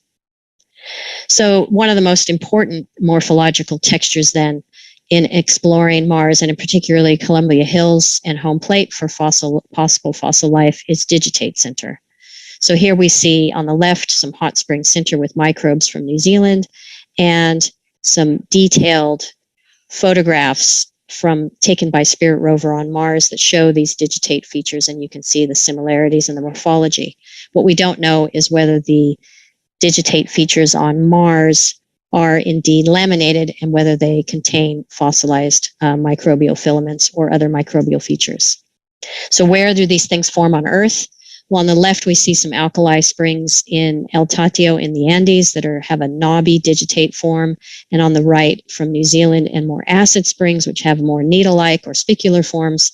But they're found, these digitate centers, across all different hot spring environments and pHs and temperatures in the discharge channels and around the spring pool rims.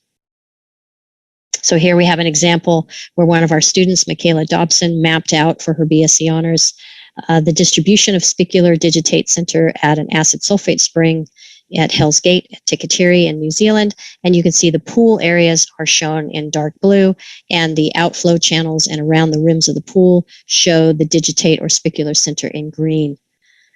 We also see a patchy distribution of different other types of morphologies and mineralogies, including sulfur shown here in yellow.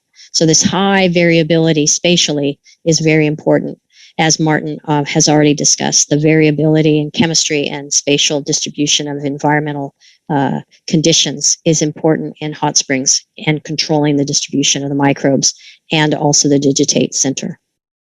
So here, if we look at home plate from another point of view, from an orbital point of view, and Husband Hill in the Columbia Hills, we can actually see that the distribution of sulfur-rich soils is all over the area, including at home plate. And at the same time, we find opal and silica, the two found together in the same general area. And some believe that, in fact, then the hydrothermal silica might not have really had much life in it on Mars if it were in an acid situation or a more destructional environment. But in fact, we now know from work done by us and by Steve Ruff at Arizona State University, one of our collaborators, that both sulfur-rich soils indicating more acid conditions and opal silica can be found from hot spring activity in modern hot springs and fossil hot springs on Earth. So it is possible to have both and to still also preserve life. We don't have to have alkali chloride springs or acid sulfate springs.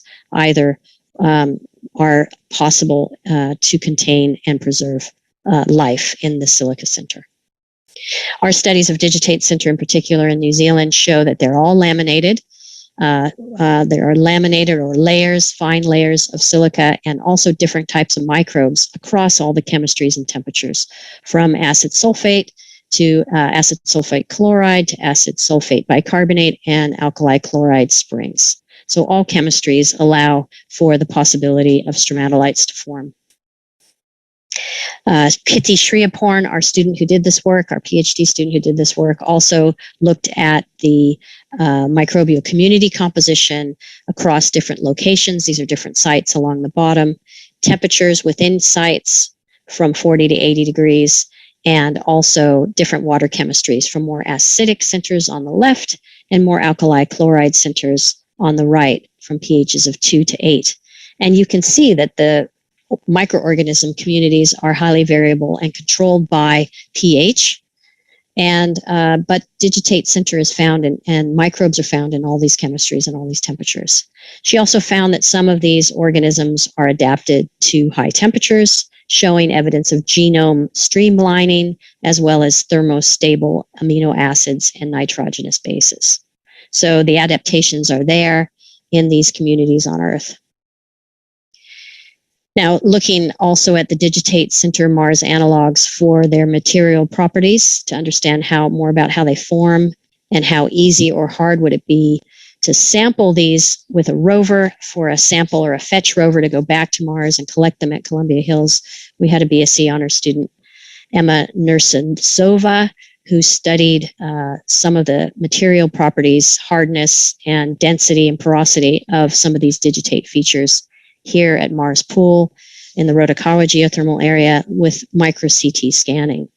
And we can see in a video internal density changes. This is density being shown with the warmer colors being more dense layers and the more purple colors being less dense layers. And this is a 3D scan through one of the spicules at Mars Pool, showing clearly the lamination. And now we're studying the possible causes for this lamination, either it being slight compositional differences, for example, in water content or organic material, since it turns out that backscatter electron studies have shown that it's pretty much all silica, or there may be smaller pore spaces, smaller than the 2.5 pixel size limit that we have with this micro CT scanning. So we're doing additional work to try to understand more about how these materials grow. We have also in the past grown spicules and digitate center on slides. An example here from Champagne Pool at the Waiatapu geothermal area, where you can clearly see the silicifying microbial filaments. And at the tip of this one spicule, we also see these folded layers of silicifying microbial exopolymeric substance, which is exuded by the microbes to protect them in the environment. So the entire feature is a small microstromatolite that's being silicified over time. And we grew these things over several months to determine growth rates and the relationship between the silica and the filaments. So in summary, stromatolites are like these are important both in early Earth environments and in the search for past life on Mars. Obviously, there are morphological differences between the Martian samples and the Earth samples, but we don't know if they're laminated on Mars or if they contain microbes. Sample return would be needed to determine whether fossil microbes are preserved in hydrothermal silica from Columbia Hills or other locations of hydrothermal silica on Mars. Thank you very much for your attention. Much appreciated.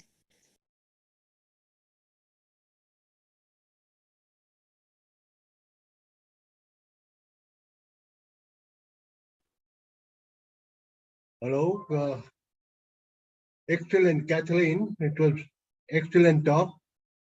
It was very nice. Thank you very much. Thank you. Okay, thank you. We enjoyed, and I think I will ask the viewers to send their questions if they have any. And in fact, the stromatolite has been one of my most liked subject. I've been studying stromatolites last 50 years in different Precambrian rocks of the world. So it is a very interesting work what you have done. And with the new technology, you are able to see microscopic things, and it is very interesting. Thank you. Thank you.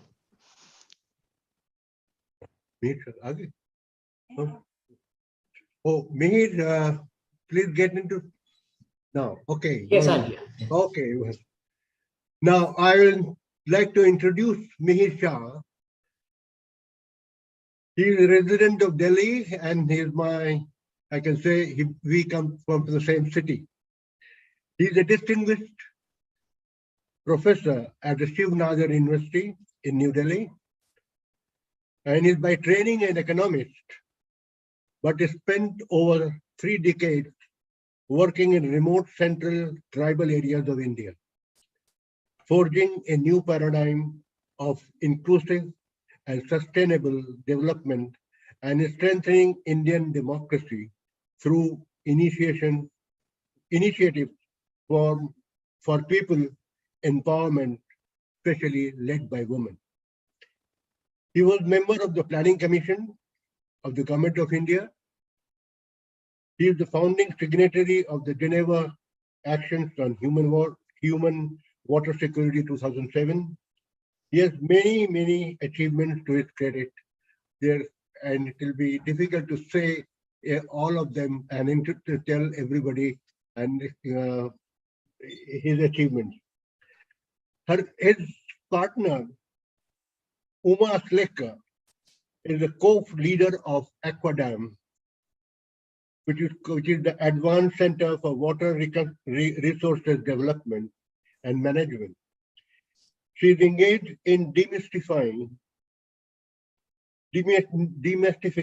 of the science of hydrogeology, providing key inputs into the groundwater management all over India. She works on PJWM and has been appreciated by one and all.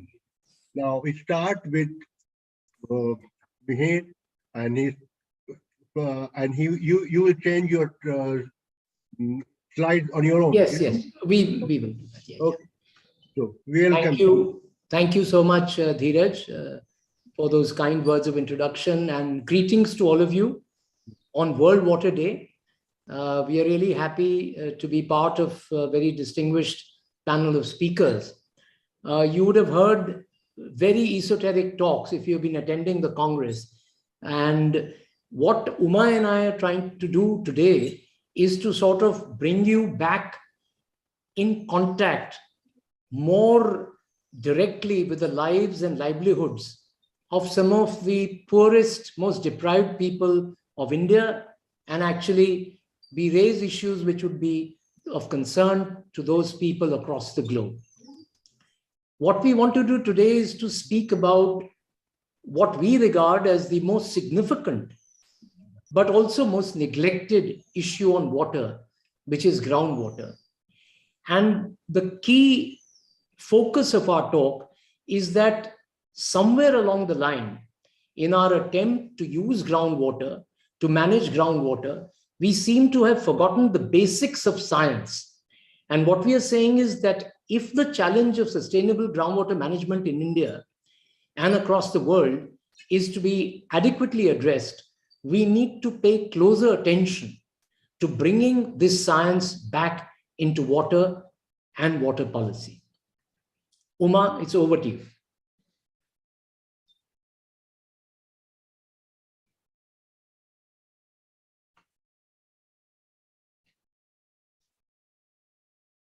Uma? Yes, I was on mute. Yeah. So thank you, Dr. Shah, and greetings on the occasion of World Water Day. The theme for this year's World Water Day is groundwater, making invisible visible. And as Dr. Shah rightly pointed out, we are briefly going to talk about this issue, mainly the issue of groundwater pertaining to India. Now, in the next couple of slides, I'm going to stress upon the importance of groundwater. And again, as I said before, it's with respect to the to India.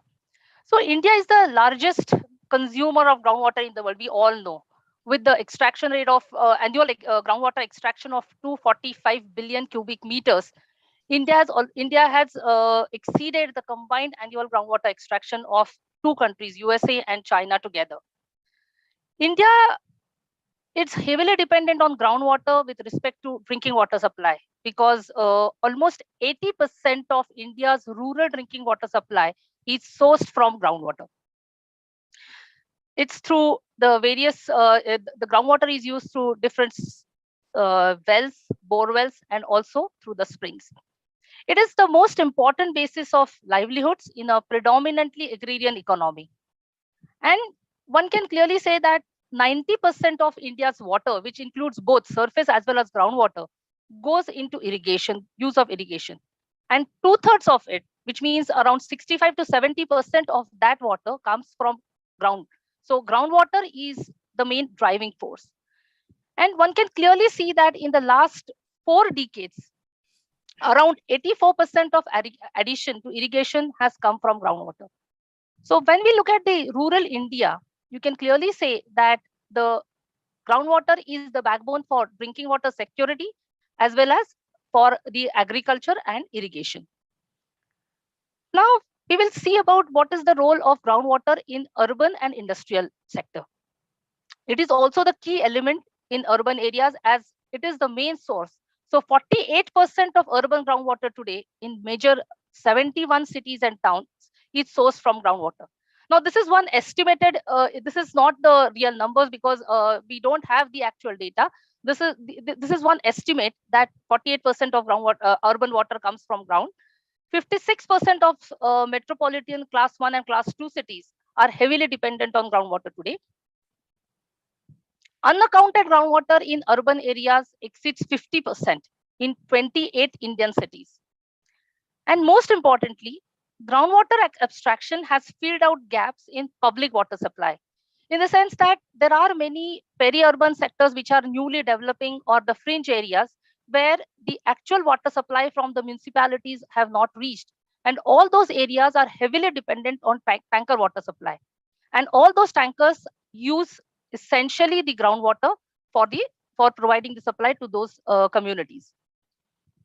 As far as industries are concerned, increasingly there is an groundwater is used, although surface water is also used, but increasingly groundwater is used in many of these industries.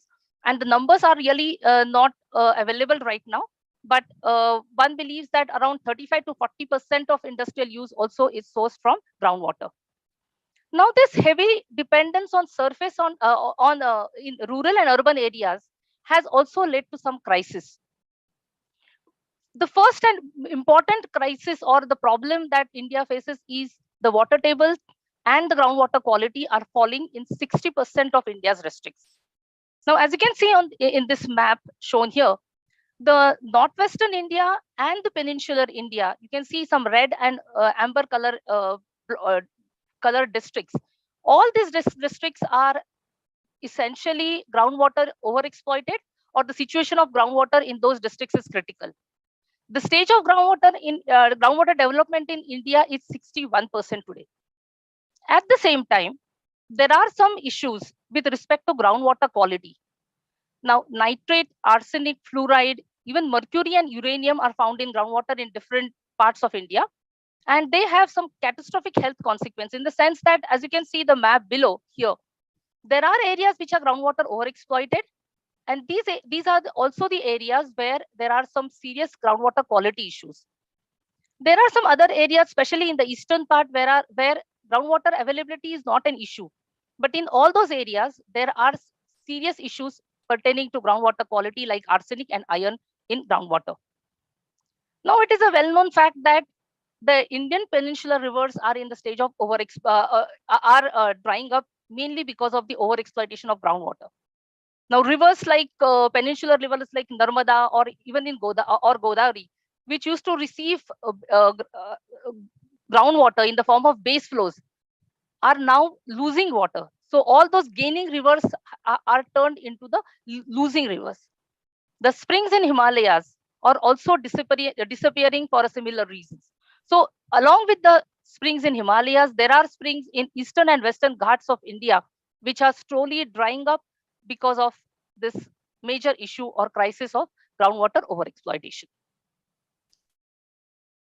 Right. Thanks, Uma. So what our central argument is that what are the roots of this crisis? Where is this crisis coming from? And when we look at that more carefully, we find that for too long, we have not adopted a genuinely transdisciplinary scientific understanding in our formulation of groundwater policy. Without understanding the need for this transdisciplinary approach, I think we will continue to actually aggravate the crisis of groundwater. So what I'm also arguing is that it's not just hydrology or hydrogeology which needs to inform what we do with groundwater. It has to be many other scientific disciplines, which is what we will try and elaborate today. The other key argument we are making is that the fate of India's groundwater is also linked very closely to policies that are outside the groundwater sector, but deeply impact what happens to India's groundwater. So in our presentation, we will also tell you about which are those policies and how those policies need to change if we want to actually be able to preserve and utilize India's groundwater, which is absolutely vital for the future of this country. And the good news is that there is some work already on the ground, which is showing the way forward. The need of the hour is to take that work, that small pioneering work, it has to be taken to scale. And once that is done, I think we would have a very credible, solid solution to India's groundwater problem. So the presentation that we'll make today is essentially divided into three parts. We will begin by listing what are the distinctive features, the differentia specifica of groundwater as a resource based on a transdisciplinary understanding of groundwater. We will then tease out the links of groundwater to policies in sectors outside of groundwater. And finally, we will delineate solutions that would enable us to meet the challenges of sustainable groundwater management, not only in India, but across the globe.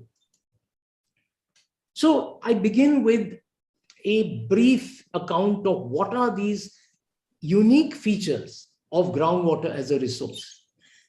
And what happens when we neglect these features, when we formulate policy, when we act upon groundwater in different parts of the country. So the first most important feature, obviously, is that it is a finite resource. Yes, it is renewable, but that renewability of groundwater has definite limits. And there are many situations which we will just illustrate to you, where in certain kinds of aquifers, we have almost totally exhausted groundwater, which took thousands of years to accumulate below the ground.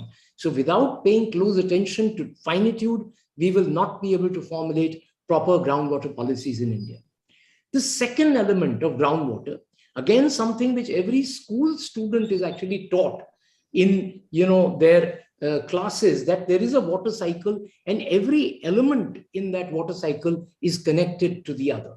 Neglecting these interconnections of different elements of the water cycle with each other have definitely led to an aggravation of groundwater crisis in India, and we will try and explain that in some detail.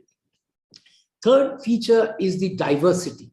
The diversity in the occurrence of groundwater and the nature of aquifers found across the length and breadth of the country, the variations in the transmission and storage characteristics of these aquifers are very important elements which we have neglected so far. But taking them into account, we can certainly formulate meaningful policies to address the problem of groundwater. And finally, we must recognize that this is a common pool resource. It's a common pool resource which is also fugitive in nature, which means essentially that establishing exclusive property rights is extremely hard and also extremely hard to enforce these rights on the ground. So all of these four features put together make us understand what is so difficult about the management of groundwater. And now Uma will take us through a description of the diversity of this resource across the length and breadth of India. Uma. Yeah. So India is a lithodiverse country. Almost 80 to 85% of rock types that are found globally are found in India. And as you can see in this map does not depict the different rock types, but here I'm presenting something that is what we call as hydrogeological typologies or hydrogeological formations. It is based on the broad geology that is found across the country. So each color depicts a particular hydrogeological system here. For example, the pink part, which forms the part of peninsular and eastern India, is the crystalline hard rock system. It occupies almost 33% of India's landmass, which is followed by the alluvial system, which is unconsolidated system, which is found in the Ganga basin. This is it forms around 28% of the total landmass, followed by the volcanic or the what we call as a Deccan volcanic province. This is around 60% of the total area, which is followed by the sedimentary systems, which is around 20%, and the blue color indicates the hard and soft sedimentary systems that are actually that are the good aquifer systems that are found in the country. And lastly, as you can see, the red dots across the country, these are the lateritic systems, and these are the areas where you can find there is a possibility of finding good springs. And so one can say that these are the springscapes area of the country.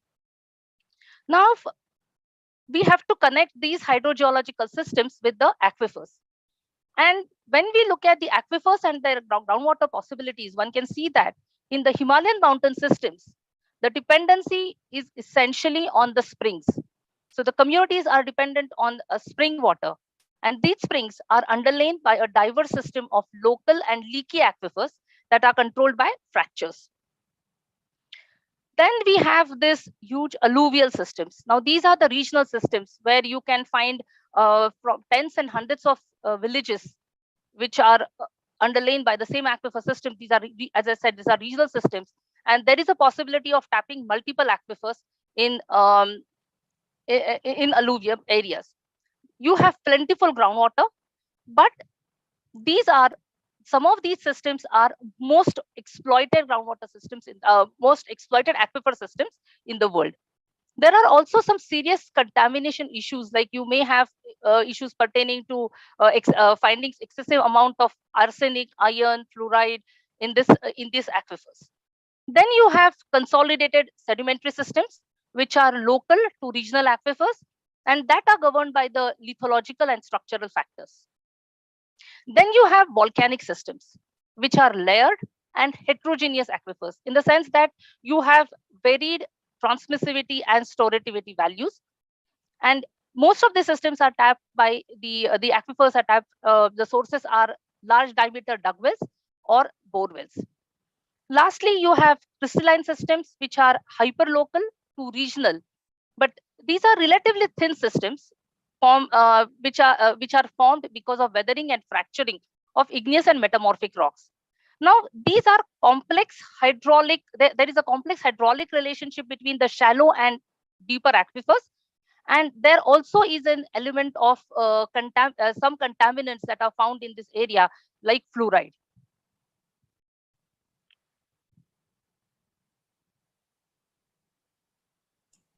So over to you.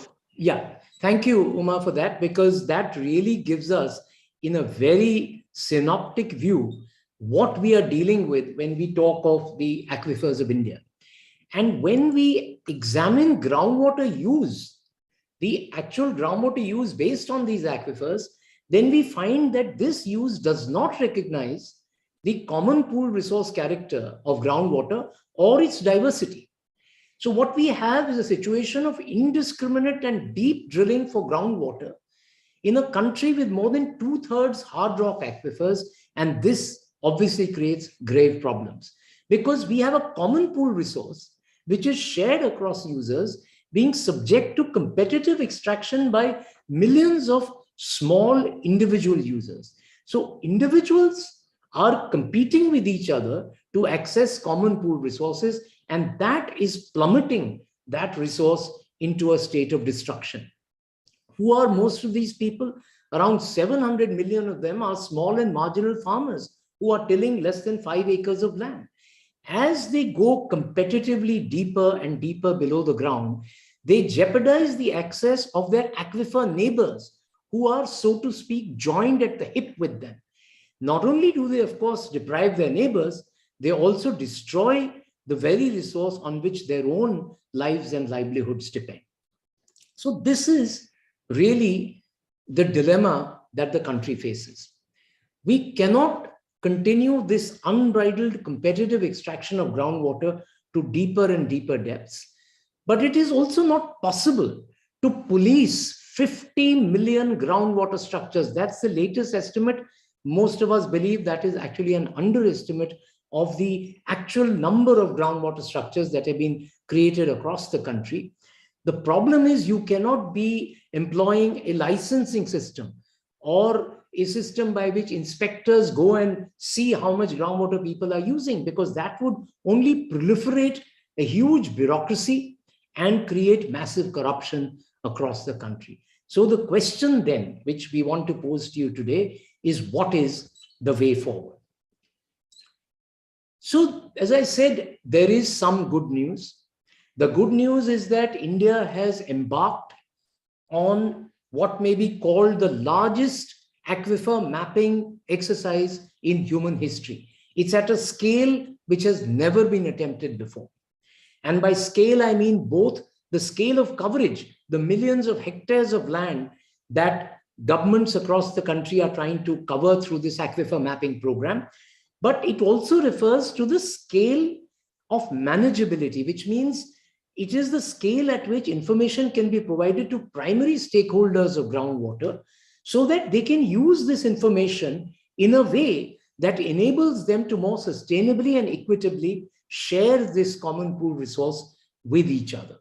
And there is an example of 1 million farmers in several states of the country that are mentioned in this slide who have come together to actually do this work of participatory groundwater management, which is, we believe, the way forward for the country. What needs to be done, therefore, is to shift the focus from the supply side, from the endless extraction of groundwater towards demand side management, so that we go into issues like crop water budgeting and, of course, ally that with a groundwater recharge program.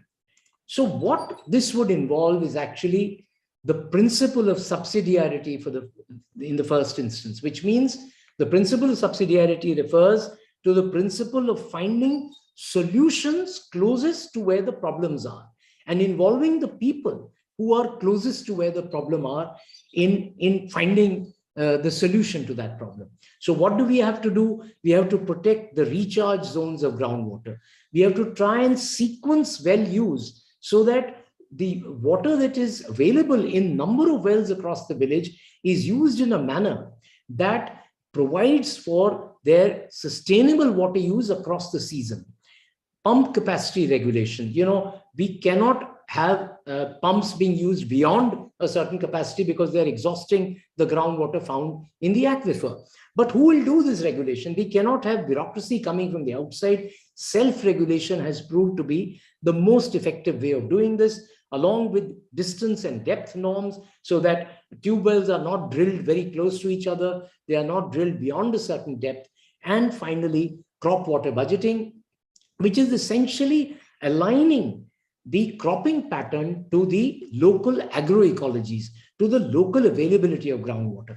Once people are given this kind of information, the evidence shows that they come together to manage their groundwater in a sustainable and equitable manner. Now, while we can say that it is the primary stakeholders of groundwater which have the main responsibility in sustainably managing groundwater, the fact is that unless the overall policy environment is to change, as I said, there are policies in different sectors which impact the fate of India's groundwater. Most importantly, British common law of the 19th century, which provides unlimited access to landowners to water below their land, that is still in operation. I had the rare honor and privilege of chairing a committee set up by the government of India to draft something different from the British common law, which could replace British common law. And we called it the Model Groundwater Sustainable Management Bill of 2017. And I've just quoted a few lines from that bill to give you an idea of the direction in which the legal structure is sought to be changed. And the bill says groundwater in its natural state is a common pool resource, and the Supreme Court of India has applied the public trust doctrine to groundwater, which means that governments at the local level must be seen as acting as trustees of the public interest, so that nobody should use groundwater in such a way that it adversely impacts the realization of any other person's fundamental right to safe water for life. And we have tried to use the principle of reasonable restrictions on unreasonable use, which is actually something which is part of water law across the globe. And that is the kind of law India needs if we have to support the actions of primary stakeholders on the ground, of the farmers who are trying to be economical and sharing in their use of this common pool resource. But without the legal backing, it's going to be very difficult. Similarly, we have to change the structure of incentives. Why is it that people are growing water-intensive crops like rice and wheat? Rice, wheat, and sugarcane today take up 80% of India's water use.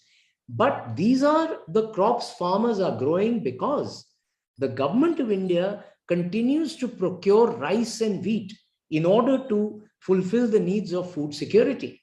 But if you continue to do that, then there is an economic incentive created for farmers to continue to grow rice and wheat, even in regions where water is short. And what we are arguing very strongly is that in regions, especially where there is a shortage of water, where agroecologically it may make much greater sense to grow millets, or what are called nutri-cereals today, local oil seeds and pulses, crops which are both nutritionally superior to rice and wheat, but also use far less water than rice and wheat do. If we have a good mixing and matching of these crops with the agroecology of different regions in India, then I think we would go a long way to addressing the crisis of groundwater. And the question I'm normally asked is that when you make this proposal, what are we going to do with these things? Who is going to eat them? Well, I think we have a major crisis of malnutrition and diabetes in India. And the best way of addressing that crisis is to make these nutritionally superior and less water consuming crops part of what are the largest preschool and school nutrition programs in the world, which India is running. And if we do that, we are tackling multiple problems in one stroke, because we will tackle the problem of nutrition. We'll also get a handle on our groundwater overexploitation. Another element of policy change that is required is to do with the kind of farming that India has done, the rest of the world has done since the days of the Green Revolution. This kind of chemical input intensive farming is highly water consuming.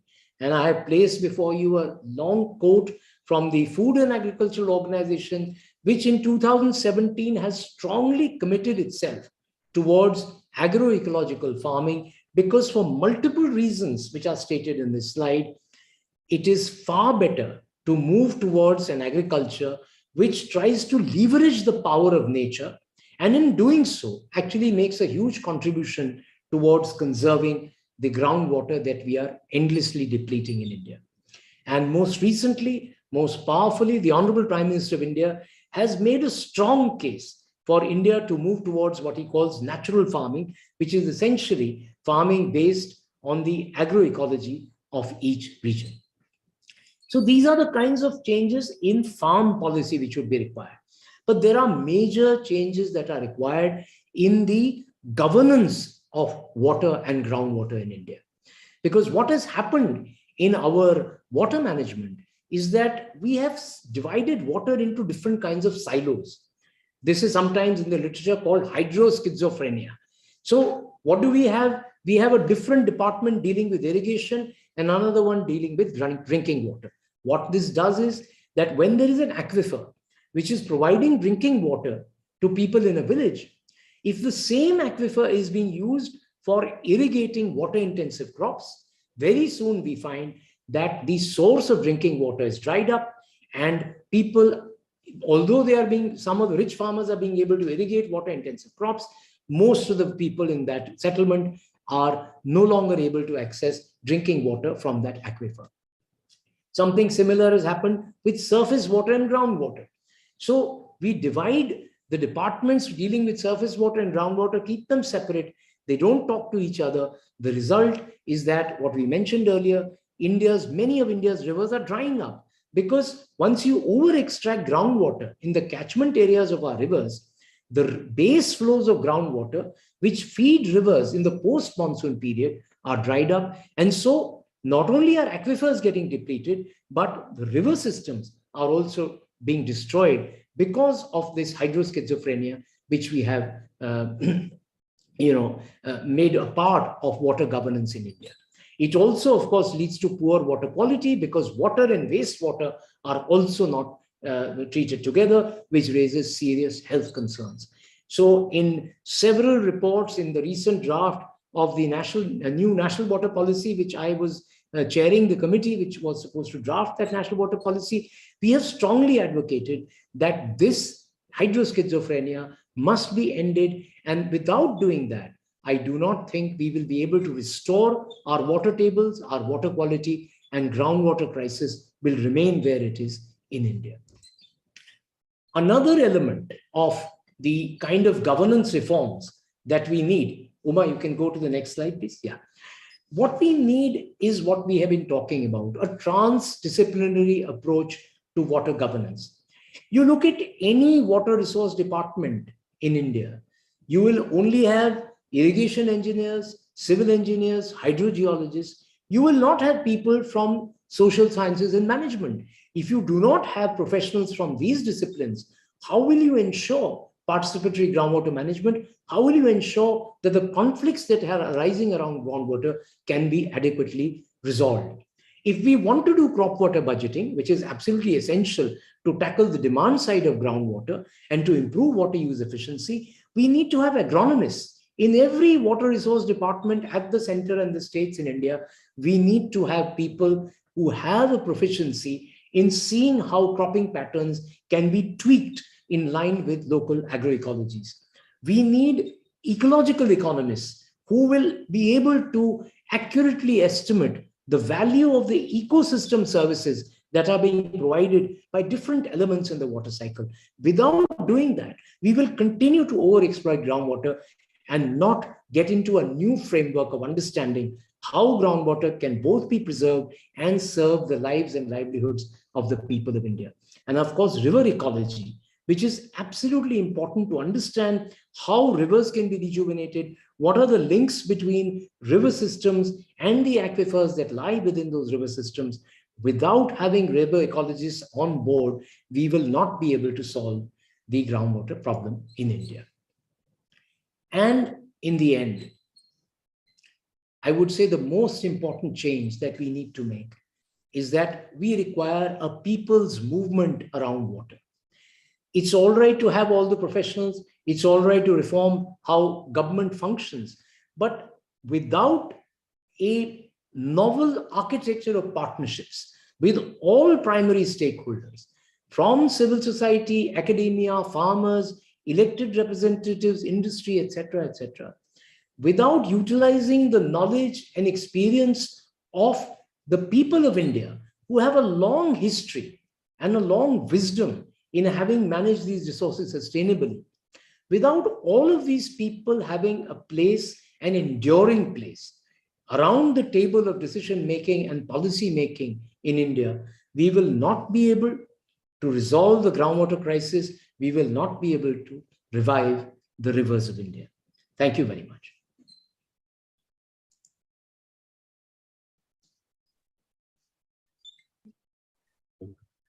Uma, you can close the presentation. Oh. Thank you, Mayor, and thank you, Uma. Excellent talk. And there is something which everybody should realize, that there is a crisis, and we are in the really middle of the crisis. As a teacher, being a teacher, my solution is two. One is making people aware, teach them, because unless there is an education, people will not understand the importance of this thing. So you have to change the attitude of the people and the awareness of the people, and the political awareness of the people, and the administrators and the district magistrate type of level of people. They should understand the situation. Unless they understand it, nothing will happen. You keep on making all the stories and nothing will happen unless people participation is there. Thank you very much. Okay, wonderful. Sure. One. Okay,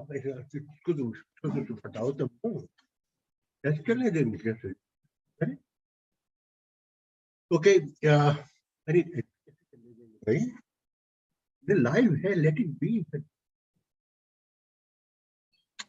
कैसे होगा भाई? Okay, at the end of the successful third and the last day of virtual 36 IGC, I want to make some concluding remarks about the history of 36 IGC, especially for the younger generation and the posterity who will evaluate us in due course of time. A concise story needs to be retold. To bring IGC to India after hosting it for the last time in 1965 was the brainchild of only one single individual, Ashok Kumar Singhvi, then a young geoscientist at the PRL, who tried to make a bid in 2004 at the Florence congregation with support from the NGRI. He did not succeed then, but without losing hope, he again made a bid in 2008 at the Oslo IGC. It was the foregone conclusion in the Oslo that IGC will go to African continent, where IGC was never held. Finally, in 2012, IUGS National Committee and the president of INSA invited GSI, which in turn meant the Ministry of Mines, to join hands along with the Ministry of Earth Sciences and projecting the GSI, the biggest geologist employer of the country, as the lead organization. The bid document was introduced before the IGC. Bid document was introduced by the chair of the IUGS National Committee, followed by an argumentative presentation before the IUGS Executive Committee by Shailesh Nayak, the then Secretary of the Ministry of Earth Sciences, and that was followed by a spirited defense by Ashok Singhvi before the general body of IUGS, where secret ballots were drawn. The bid was won with a thumping majority in a direct contest with Canada. It must be remembered that the bid team included stalwarts like Vishwapat Tripathi, S.K. Srivastava, A. Sundaramurthy, D.K. Bansal, R.K. Chadha, J. Jaggi, R. Ravin Mohan, S. Chinoy, T. Ramasamy, Naresh Kumar, HSM Prakash, and representatives of the ONGC. Together, they boosted the morale of the Indian contingent. Vishwapad Tripathi also announced the assured Government of India's financial commitment and support for the proposed Congress. The date was August 9, 2012, and it was my 70th birthday. Winning the bid was the ultimate gift I could have expected on my birthday. It was, however, I was seriously apprehensive if I will live to that date and attend the Congress in 2020. I did survive. The preparation for the Congress started with right earnest, and in November 2012, over 100 responsible and experienced Indian geoscientists and administrators of the country assembled at the Indian National Science Academy and prepared a detailed blueprint for the Congress. Something happened at that juncture, and I will not discuss it here, but the thread of coordination was snapped, and a new culture took over, another with altogether different aims and objectives. An autonomous society was registered with the registrar of the societies for smooth management. Shailesh Naik was appointed the president of the society, but unfortunately, no scientist was given the task of the secretary general. God had ordained differently, and the society was completely wrapped with red tape. Then the president resigned, so also the chair of the Science Programming Committee, the most crucial positions in the IGC organization. A new president was selected after long dilly-dally. In spite of all the hurdles, a substantial number of GSI, MOEs, and university scientists joined hands, worked hard, cutting through all the obstacles, and made excellent executable plans for the Congress and the field excursions in different parts of the country. Finances was never a problem, as Cabinet had provided substantial sum with the two partners ministries, MOM and MOEs. Intellectual inputs were provided by the INSA and its fellows, who looked after all crucial activities related to the Congress. We all know why we failed to hold 36th IGC at the appointed time. It was a trying time after the date it was postponed in August, hoping that viral infection will subside. It is everybody's knowledge what happened after that. It was decided to refund registration fees to the delegates, and everybody started looking dejectedly to the official announcement of cancellation of the event. Doggedness of some of us prevailed over those who had resigned to the fate. A new Secretary General, with dogged support of a few individuals, broke through the remorseful environment and accomplished the task of successful organization of an attenuated IGC on a virtual platform. I take this opportunity to show our appreciation to the role played by Shailesh Naik, Ashok Singh, the early crusaders. The officials like N.K. Singh, B.P. Dimri, P.R. Golani, Rasik Ravindra, and Ranjit Rath, who temporarily occupied the positions of President and Secretary General at different times. They contributed immensely in giving a stable shape to the IGC event until it was almost abandoned. I wish to record appreciation for the major contributions made by the Scientific Programming Committee members chaired by Talat Ahmed, P.P. Chakravarti, Field Trip Advisory Committee chaired by Somnath Dasgupta and N.R. Ramesh, Legacy Committee chaired by Fariduddin, Geo Support Committee looked after by R. Shankar, and Volunteer Committee managed by E.R. Ramanathan. All these committees were very meticulously supported by experienced conveners like Snigdha Ghatak, Shaibal Ghosh, Devashish Raut, S.P. Shukla, and S.N. Bhagat. Each committee was supported by a galaxy of senior professors from the universities and officers of the GSI. All of them are entitled to receive a mention in this list. In the last phase of activity, the IGC Secretariat was meticulously managed by Joyce Bagchi, Devashish Raut, Sangeeta Gupta, Manish Kumar, S.N. Bhagat, and Palak Kapoor. The administrative staff, Krishna Mohan, Vinaypal, Himanshu, and workers like Surjit, Parvesh, Altaf, Madhavi, Naresh, Jitendra, Mahesh, and Falguni were the source of comfort to all of us who spent hours in the small cabin office. I express my personal appreciation for the unqualified support received from Alok Tandon, the Secretary Ministry of Mines, and Ravi Chandran, Second Secretary Ministry of Earth Sciences, and Chandrima Shah, INSA President, and all other previous INSA Presidents who gave me free hand in managing the academy role in 32 IGC.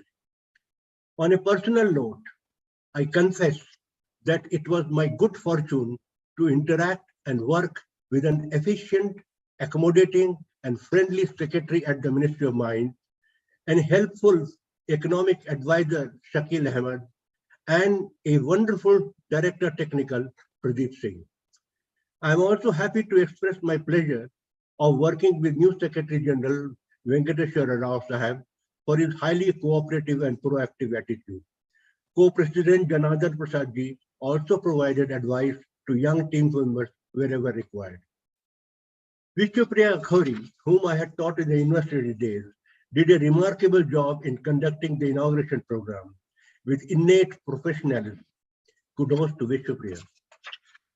All concerned union ministers participated through recorded videos, and we are grateful to all of them for their unqualified support and words of encouragement.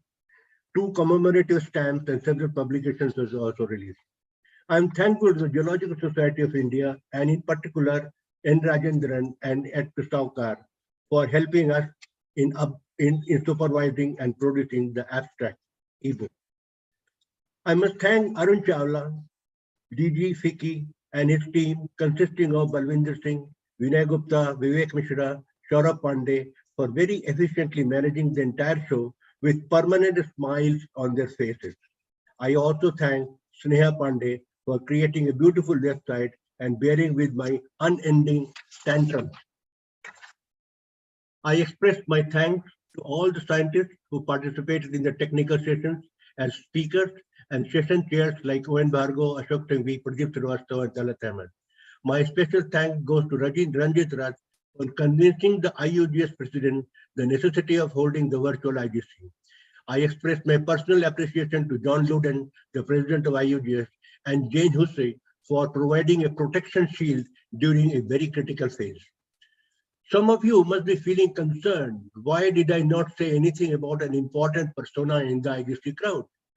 I reserved a very, very big, resounding thank you for Rajendra Singh Garkhal, the president of 36 IGC and DDDSI, for leading the team in a way it should have been, by giving total free hand to all of us and allowing us to mold the Congress the way we wanted it to be. At the Samapan function, I conclude with a big clap to the entire team of Garkaltra.